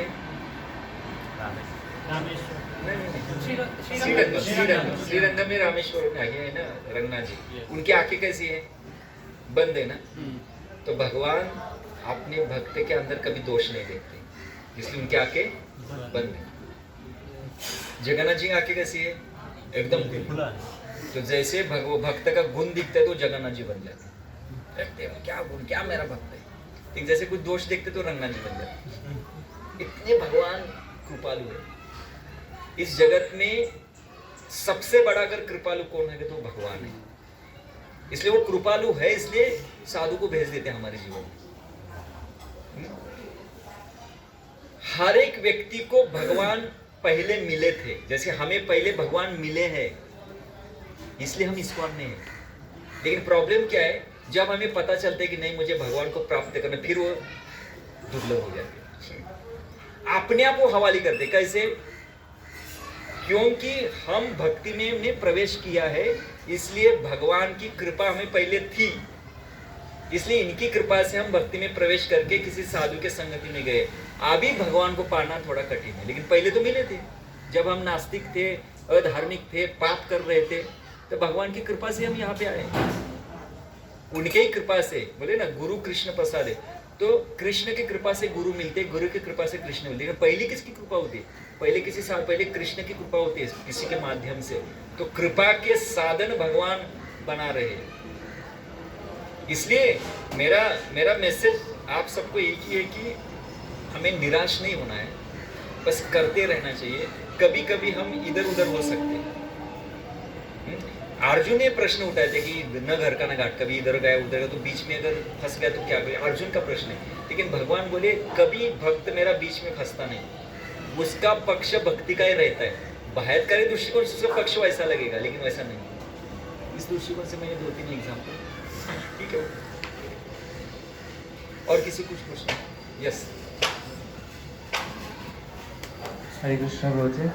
प्रभु जी, आपने एक रियल साधु का एसोसिएशन लेने के बारे में बोला था, तो कैन यू प्लीज एलाबोरेट कि कैसे एसोसिएशन? क्योंकि वी आर वर्किंग, तो जाके उनके साथ रहना या नहीं, एसोसिएशन का अर्थ होता है अंडर हिज डायरेक्शन, बस सिंपल। आपको जो भी करना है, आपको जो भी कार्यकलाप कर रहे हैं, आप जो भी कर रहे हैं, उनके डायरेक्शन में रहना चाहिए, उतना ही। वो संग मतलब नहीं उनके हमेशा आगे पीछे रहेंगे, नहीं, उनके डायरेक्शन में रहेंगे बस। और उनके प्रति आसक्ति होती है, अटैचमेंट होती है ना। सैव साधु सुख, एक अटैचमेंट है और उनका डायरेक्शन, बस। फिर हम अच्छे साधु के संग में रहते हैं। जैसे भौतिकवादी लोग हीरो के साथ में नहीं रहते, लेकिन उनके डायरेक्शन में रहते हैं। डायरेक्शन मतलब वो जो दिखाता है फिल्म के अंदर, फिल्म के पर्दे के ऊपर जो दिखाता है ना, वैसे करने के लिए, वैसे हम इनका जीवन शैली देखते हैं, वैसा करने का प्रयास करते हैं। तो बस कांटेक्ट में रह के उनके डायरेक्शन में रहते हैं, ठीक है, ओके। वही है डायरेक्शन, मतलब अनुगत्य। हाँ, यस। हरे कृष्ण प्रभु जी। प्रभु जी, आपने कहा था कि अगर हम साधु के संग में रह रहे तो हमें उनके जैसा बनने की इच्छा होती है। तो प्रभुपाद ने भी कहा था कि अगर हम उनका अगर हम अनुकरण कर रहे हैं तो वो अच्छी बात नहीं है। अगर हम उनका अनुसरण कर रहे हैं, मतलब उनका अनुसरण कर रहे हैं तो वो ठीक है, लेकिन उनको फॉलो कर रहे हैं लेकिन वो ठीक है, लेकिन हम उनका अनुकरण नहीं कर सकते। फिर इसमें हम कैसे समझ सकते हैं कि हमें अगर साधु जैसा बनना है तो हम उनका साधु जैसा बनना मतलब साधु जैसे विचार होना चाहिए। ऐसे नहीं साधु मतलब ब्रह्मचर्य बनेंगे, ऐसा नहीं, समझ गए? भक्त बनना, साधु भक्त है कि नहीं, ठीक है नहीं, वो ब्रह्मचारी गृहस्थ है, वानप्रस्थ है, सन्यासी, वो भौतिक है, वो भक्त है कि नहीं। तो हमें साधु जैसा भक्त बनना है, ये। तो फिर हम गृहस्थ भक्त बन सकते हैं, ब्रह्मचारी भक्त बन सकते हैं, या वानप्रस्थ या सन्यासी बन सकते हैं। लेकिन सन्यासी भक्त बनना है, वानप्रस्थ भक्त, हाँ, गृहस्थ भक्त, ब्रह्मचारी भक्त, भक्त कॉमन है। तो जरूर नहीं कि सबको ब्रह्मचर्य करना, और अपेक्षा भी नहीं है, और ऐसा करना भी नहीं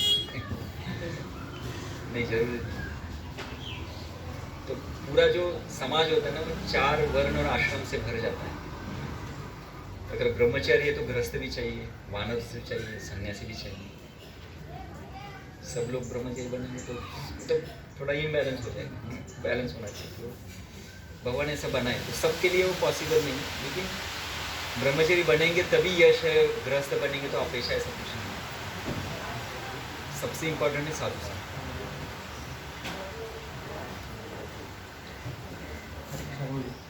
म्हणजे विमलला साधू संग घेतला पाहिजे, पण ती काही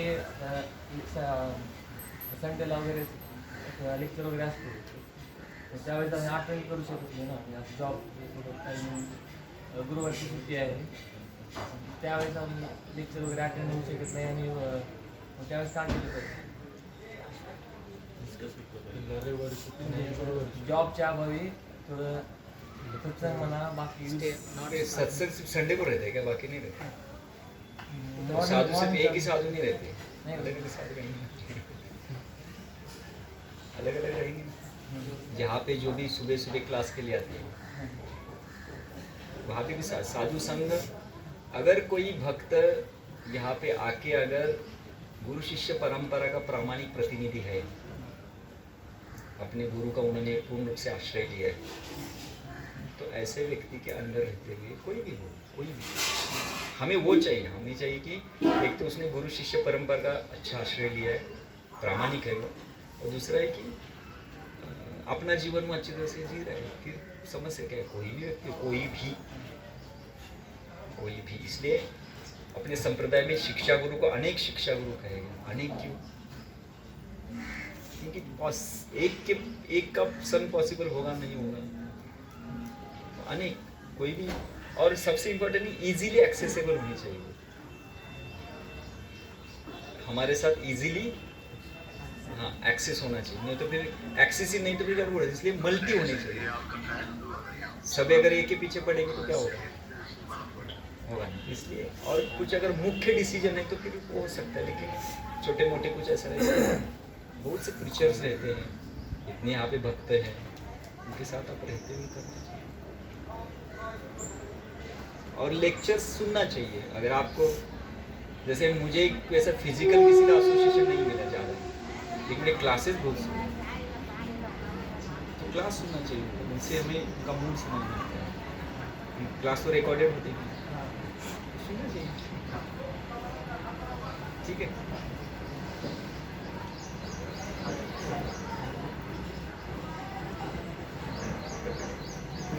तो मेरा क्वेश्चन सोसाइटी रिलेटेड पूछ सकता हूँ? हाँ पूछिए। हम जिस सोसाइटी में रहते हैं वहाँ पे बहुत से इंसिडेंट ऐसे होते हैं, बहुत गलत चीज़ें होती हैं, वो गलत चीज़ें करने वाले हम इंसान ही रहते हैं। तो हर इंसान को पता रहता है कौन सी चीज़ अच्छी है, कौन सी गलत है, कौन सी सही है। तो कोई इंसान गलत काम क्यों करता है? गलत काम क्यों करता है? अर्जुन पता भगवान, रहता है। हाँ, अर्जुन भी पूछते हैं कि अतः केन प्रयुक्तोऽयं पापं चरति पुरुषः अनिच्छन्नपि वासते बलोदेव नियोजितः। बोलते हैं कि ये व्यक्ति गलत कार्य क्यों करता है, और ऐसा दिखता है कि बलोदेव मतलब बलपूर्वक इससे किया जा रहा है, ऐसा क्यों हो रहा है? तो भगवान उत्तर देते कामेश क्रोधेश रजोगुण समुद्भव। बोले रजोगुण के संपर्क से हृदय के अंदर जो इच्छाएं प्रकट होती, उसको काम का है। काम मतलब भौतिक इच्छा है, और एक इतनी भयानक होती है कि वो व्यक्ति को गलत कार्य करने के लिए प्रेरित कर देती है, और वो गलत कार्य इतना करता है कि महाशनो महापापमा, उसको महापापी क्यों कहा है? क्योंकि कितना भी गलत हम कार्य करेंगे हम तृप्त नहीं होंगे, इसलिए आशन यानी खाना, महाशना मतलब बहुत खाना, और इतना खाना कि वो खाने के बाद तृप्त नहीं हो, इसलिए हमारी जो भौतिक इच्छाएं कभी तृप्त नहीं होगी। तो भौतिक इच्छाएं व्यक्ति को गलत कार्य करने के लिए प्रेरित करती है भगवदगीता में। जब भौतिक इच्छा नष्ट होती है व्यक्ति गलत नहीं करेगा। इसलिए सबसे बड़ा शत्रु व्यक्ति का कौन है? अपनी भौतिक कामनाएं, जिसको भगवान बोलते हैं भगवद गीता में, मनुष्य का सबसे बड़ा शत्रु अपनी खुद की भौतिक इच्छा है। लोग क्यों झगड़ा करते हैं, लोग क्यों चोरी कर रहे हैं, लोग क्यों पाप कर रहे हैं? अपनी इच्छा के लिए, अपनी इच्छा के लिए। जैसे पति पत्नी में दरार क्यों आता है? पति पत्नी की इच्छा पूरी नहीं कर रहे हैं, पति पत्नी की इच्छा पूरी नहीं कर रहे, बस अपनी इच्छा पूरी नहीं, तलाक। माता पिता, पुत्र बोलता है कि माता पिता मेरी इच्छा पूरी नहीं करे, माता पिता को बाहर भेज दे। पुत्र माता पिता का सुनते, पुत्र को तुम नालायक है, तू बाहर जा। या भगवान की इच्छा के किसी को लेना देना है क्या? जब हम भगवान की इच्छा का विचार करेंगे तभी पूरा समाज एक जगह पे आएगा और कोई पाप नहीं करेगा। लेकिन हम अपनी इच्छा के लिए जीवन दे रहे, इसलिए जब तक हम अपनी इच्छा के लिए जीवन रहेंगे, भगवान बोलते हैं सबसे मनुष्य का वैरी वो है, तो लोग पाप करते रहेंगे। इच्छा बंद होनी चाहिए, और इच्छा बंद होने की शक्ति है भक्ति। सिर्फ भक्ति के अंदर, न ज्ञान योग, न कर्म योग, न ध्यान योग, किसी में भौतिक इच्छा नष्ट करने की शक्ति नहीं, सिर्फ किसमें? भक्ति योग। इसलिए भक्ति योग का अगर पूरा समाज भक्ति का पालन करेगा तो पूरा समाज वैकुंठ बन जाएगा, वैकुंठ। लेकिन लोगों को नहीं लेना है, वो बोलते भक्ति करने वालों को ही विरोध करते हैं, क्योंकि वो क्या करें। ठीक है फिर,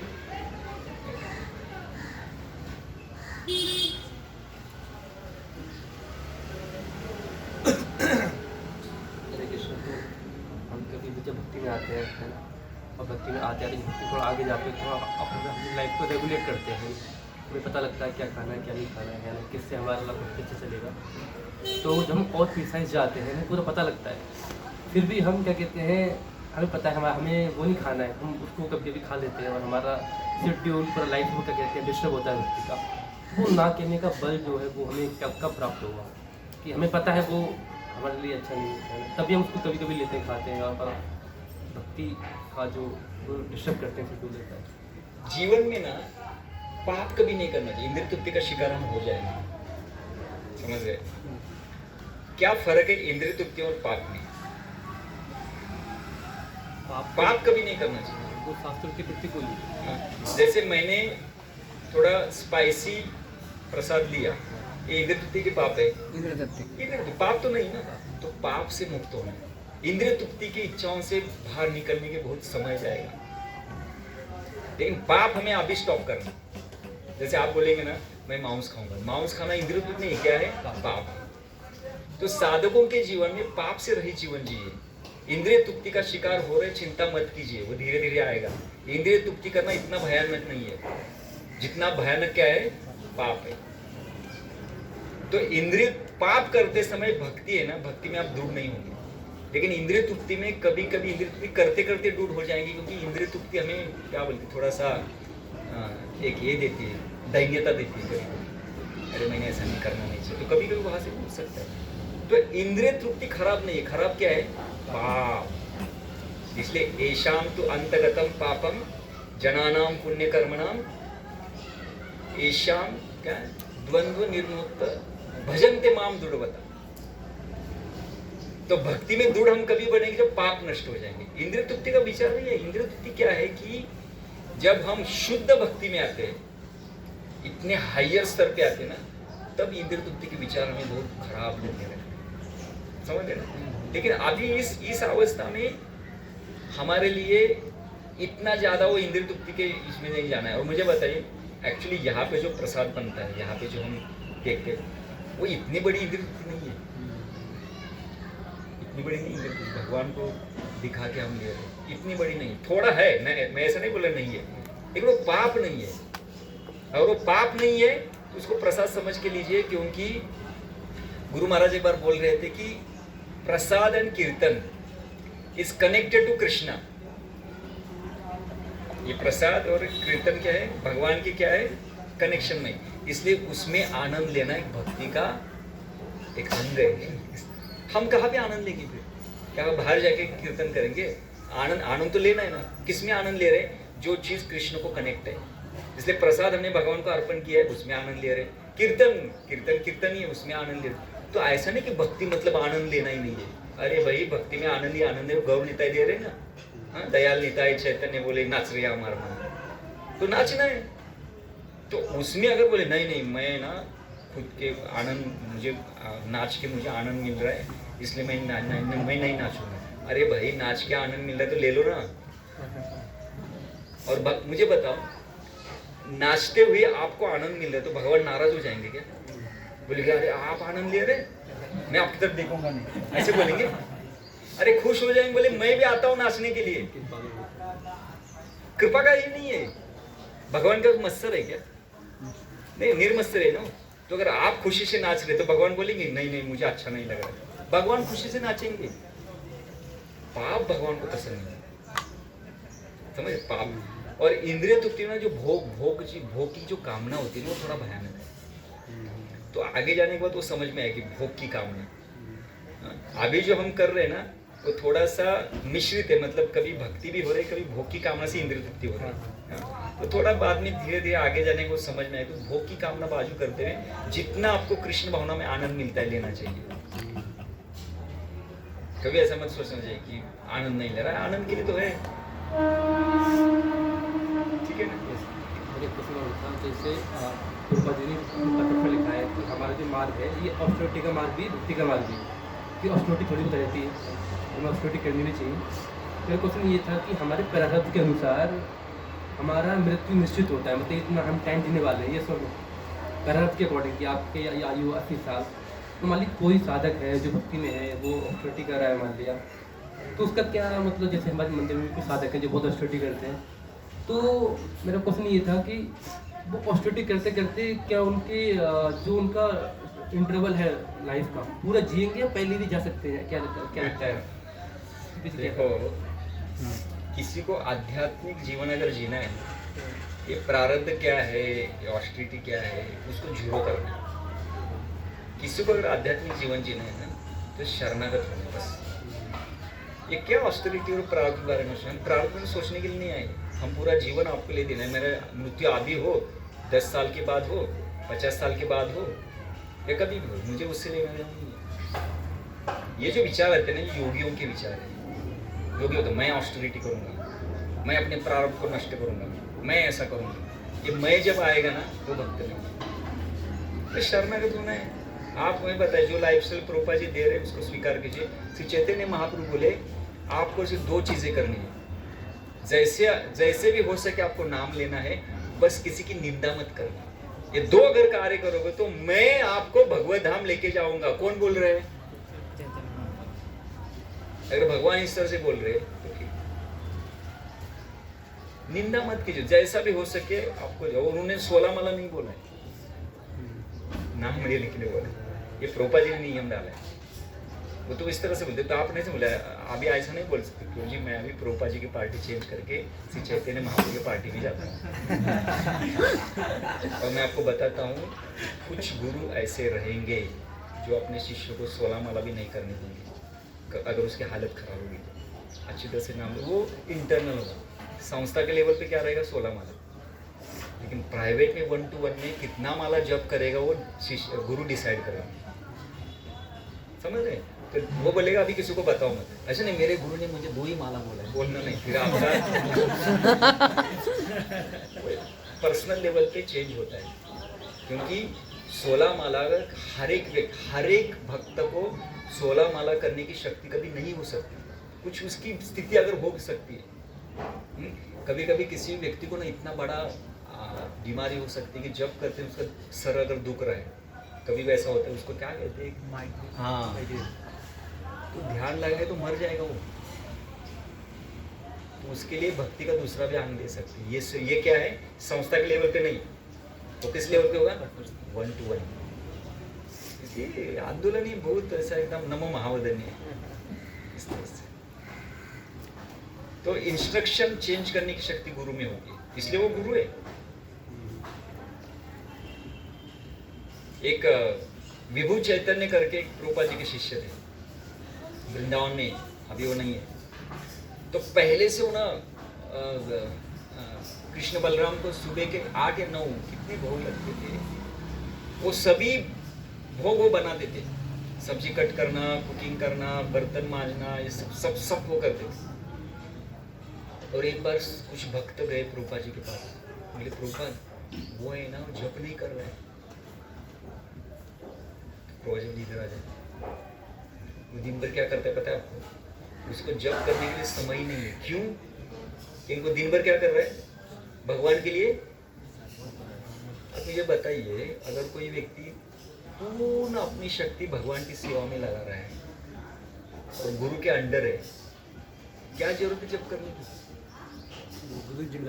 हाँ ना, अल्टीमेटली कृष्ण की सेवा के लिए तो जप कर रहे हैं। और वो व्यक्ति सुबह से रात तक कुकिंग कर रहा है, उसको फुर्सत ही नहीं है जप करने के लिए, सेवा कर रहा है अच्छे ढंग से। और जैसे वो बूढ़े होते गए, उनको कुकिंग करने की शक्ति नहीं थी। बोले मैं सेवा के बिना नहीं रह सकता। फिर बोले मंदिर में जो भी लोग आए उनको चरणामृत दूंगा, दिन भर चरणामृत देते। अरे भक्ति है ना, ये क्या बोलते उसे, डायनामिक है क्या? डायनामिक है क्या बोलते उसे? कॉम्प्लेक्स नहीं, कॉम्प्लेक्स नहीं, एक ऐसा भव्य है, उसको आप ऐसा कैलकुलेट। भक्ति मतलब जप करना ही भक्ति है। भक्ति को ऐसे जप के अंदर मत डालिए। भक्ति सिर्फ जप करने से भक्ति नहीं होती है। भक्ति के अनेक पहलू है, अनेक पहलू। इसलिए भगवत धाम में जप नहीं है क्या? भगवत धाम में जप, अगर जप भक्ति होती तो भगवत धाम में सभी राधा रानी, सभी ग्वाल बाल बोलते कृष्ण आप जप करो, हम भी जप करेंगे।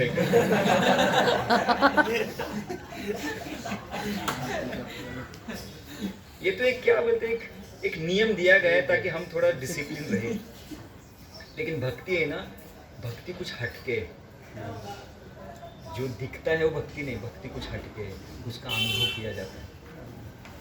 तो जब तक अनुभव नहीं हो रहा है तो 16 माल जप कीजिए, मॉर्निंग प्रोग्राम कीजिए और जो नियम दिए वो करना है। भक्ति का जो भक्ति है ना, भक्ति ऐसे शब्दों में नहीं बता सकते, भक्ति का अनुभव किया जाता है इस तरह से। मेरे एक प्रश्न होता है, जैसे प्रभुपाद जी ने भी परपट में लिखा नहीं, मतलब आइतना किसी लेक्चर में सुना था कि प्रभुपाद जी ने बोला था कि मेरे काफ़ी डिसाइपल स्वर्ग जाएंगे, है ना, क्योंकि उनके अंदर भोग की वृत्ति भी है, भक्ति भी करते हैं। अब लेकिन हमें भी पता है कि स्वर्ग मतलब वहाँ पे 1000 साल हमारे जाते हैं तो हमारा मूवमेंट 10,000 साल तक रहने वाला है ना? तो जब वो वापस आएंगे मतलब उनको शेल्टर कैसे मिलेगा? नहीं, देखो वो जिम्मेदारी हमारी नहीं है। आप प्रभुपाद बोल रहे स्वर्ग जाएंगे तो कौन भेज रहा है उनको स्वर्ग? भगवान है, वही बोले ना भगवान। ठीक है, भगवान स्वर्ग में क्यों भेज रहे हैं? क्योंकि भोग की इच्छा, तो भोग की कामना पूरी करने के लिए उनको हायर इंद्रिय तृप्ति दिया जा रहा है। वो होने के बाद भगवान उनको ऐसे ब्रह्मांड में भेजेंगे जहाँ पे चैतन्य लीला है। क्यों नहीं? क्योंकि भगवान जिम्मेदारी ले रहे हैं ना। और अनेक ब्रह्मांड है, हर एक ब्रह्मांड में चैतन्य लीला चलती है। ये क्या है, थोड़ा डराने के लिए पाया जाता है। 10,000 साल जाओगे ना, गड़बड़ हो जाएगा। चैतन्य लीला अलग अलग ब्रह्मांड में होती है ना, क्योंकि अगर उसकी इस लीला की सुकृति है तो उसको कृष्ण लीला में डाल के क्या करेंगे? दूसरे अवतार के इसमें डाल के क्या करेंगे? तो भगवान जिम्मेदारी ले रहे। वो अपने भक्ति के द्वारा स्वर्ग नहीं जा रहा है, भगवान उसको भेज रहे। भगवान क्यों भेज रहे? ताकि मेरा भक्त है और ये इंद्रिय तृप्ति काम नहीं कर रहे, उसको मैं मतलब खुदा देता है तो छप्पर फाड़ के देता है। यहाँ पे क्या, वहां पे जाके करो ना। और तृप्त, जब तक आप तृप्त नहीं होंगे ना, मैं आपको नीचे नहीं लूंगा। तो वैसे तो बताया जाता है कि स्वर्ग में 10,000 साल के बाद वापस आना चाहिए। वो पुण्य करके जो जाता है 10,000 साल, लेकिन भक्त के लिए 10,000 नहीं, वो 1 साल ही आएगा। समझ रहे? अभी जाएगा थोड़ा एक 4-5 महीना वहाँ पे रहेगा, तो भगवान हो गए तो नीचे आएगा। चैतन्य लीला तो चालू है नीचे। और ऐसा है यहाँ पे दिखा है, आगे तो बहुत ही सुंदर है श्रृंखला।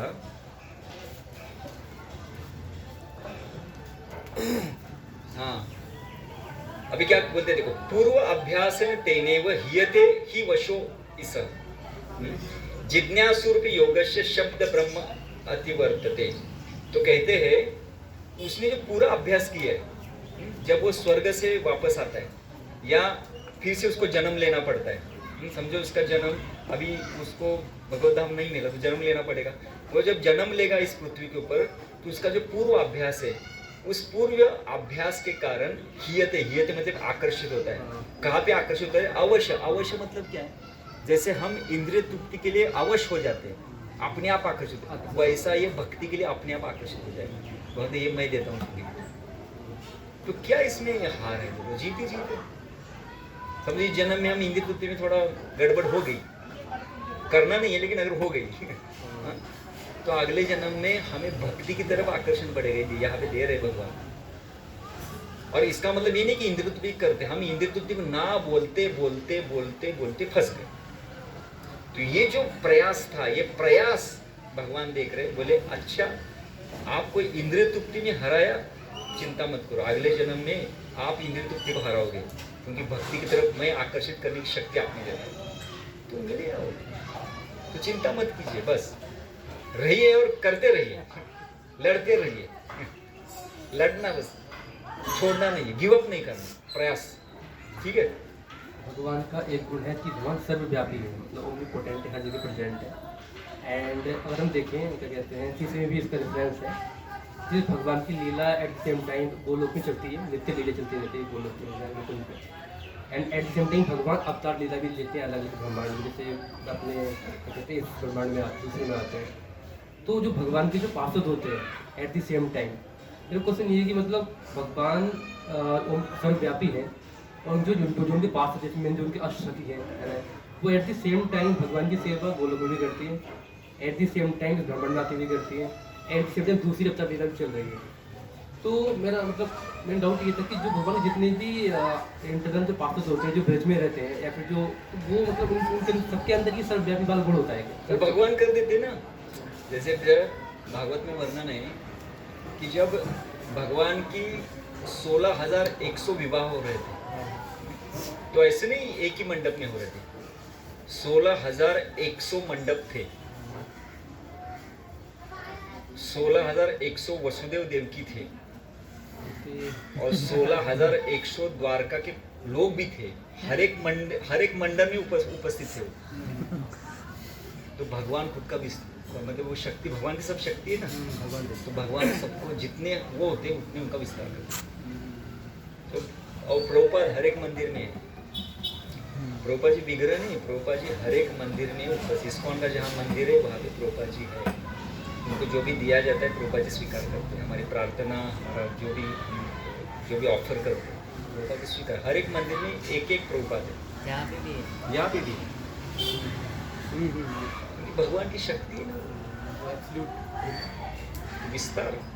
तो मेरा लास्ट क्वेश्चन था ये बात, लास्ट क्वेश्चन कि जैसे हम जब भक्ति करते हैं, वाली भक्ति करते हैं, हमारा वाली भक्ति पूर्ण होता है लाइफ में है ना, तो फिर मैंने ये सुना था लेक्चर में पहले एक बार कि हम फिर किसी गोपी के पेट से जन्म लेते हैं, तो वो जन्म या फिर हम लोग कहते हैं वो भगवत धाम गया, तो एक्सपेक्ट रहते हैं यहाँ पे। तो मुझे ऐसा लगता है कि मान ली गोपी के पेट जन्म लिया मतलब किसी दूसरे ब्रह्मांड में भगवान ब्रजली चल रही है, मान लिया आप यहाँ जन्म लिया है, ये है। और फिर उसके बाद फिर हम वो लोग जाते हैं बाहर, ऐसा होता है या फिर डायरेक्ट वो लोग क्या आपको? नहीं, शास्त्र तो कहते हैं कि गोपी हमारा गोपी जात होना चाहिए। हाँ ऐसा है। तो गोपी जात होने के लिए हमारा शरीर वैसा होना चाहिए, गोपी इसमें जन्म लेते हैं। लेकिन श्री भक्तिविनोद ठाकुर क्या बोलते पता है? वो बोलते हैं कि हमारा यश क्या है? बोलते भगवत धाम जाना हमारा यश नहीं है, हमें किसी गोपी के शरीर में जाना है हमारा यश नहीं है, ठीक है, या मृत्यु के समय पे भगवान का नाम निकलना ही हमारा यश नहीं है। वो कहते हैं कि बस हमें निष्ठा तक पहुंचना है, हमें निष्ठा मिल गई, हमने अपना कार्य किया, दैट इज एंड है हमारा। क्यों?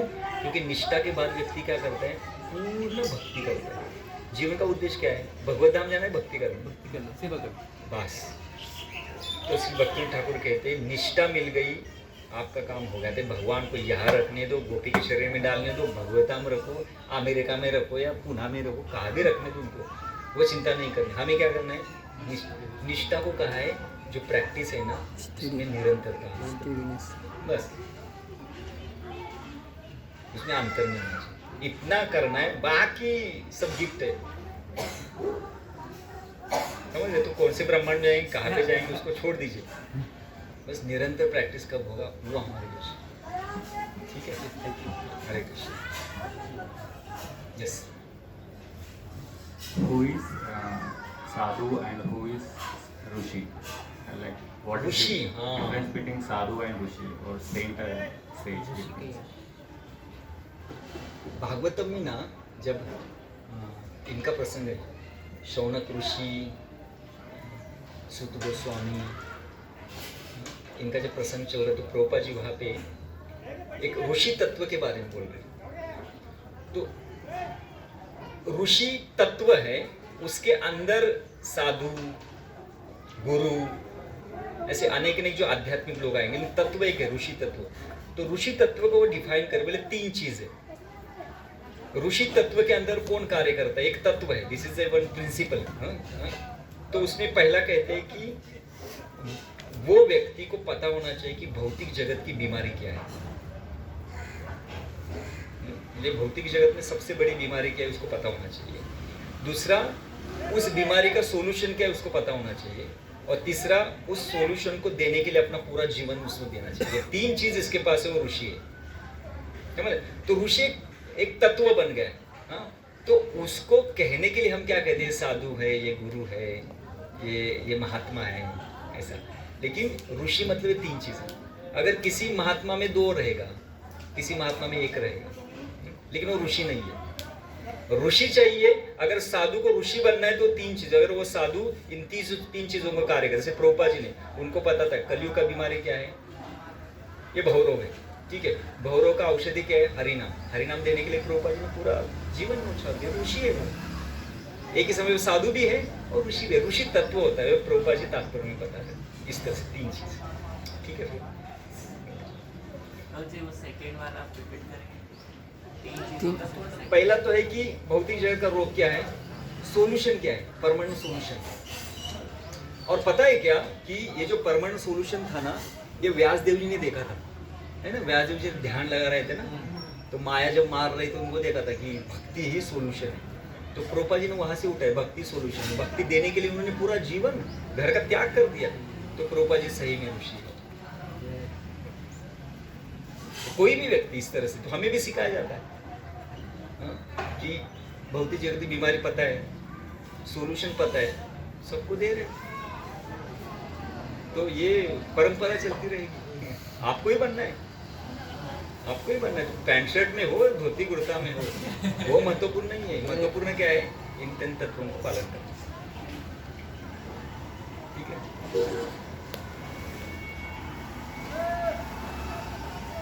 ओके भक्तगणों, किती वाजले? 9:20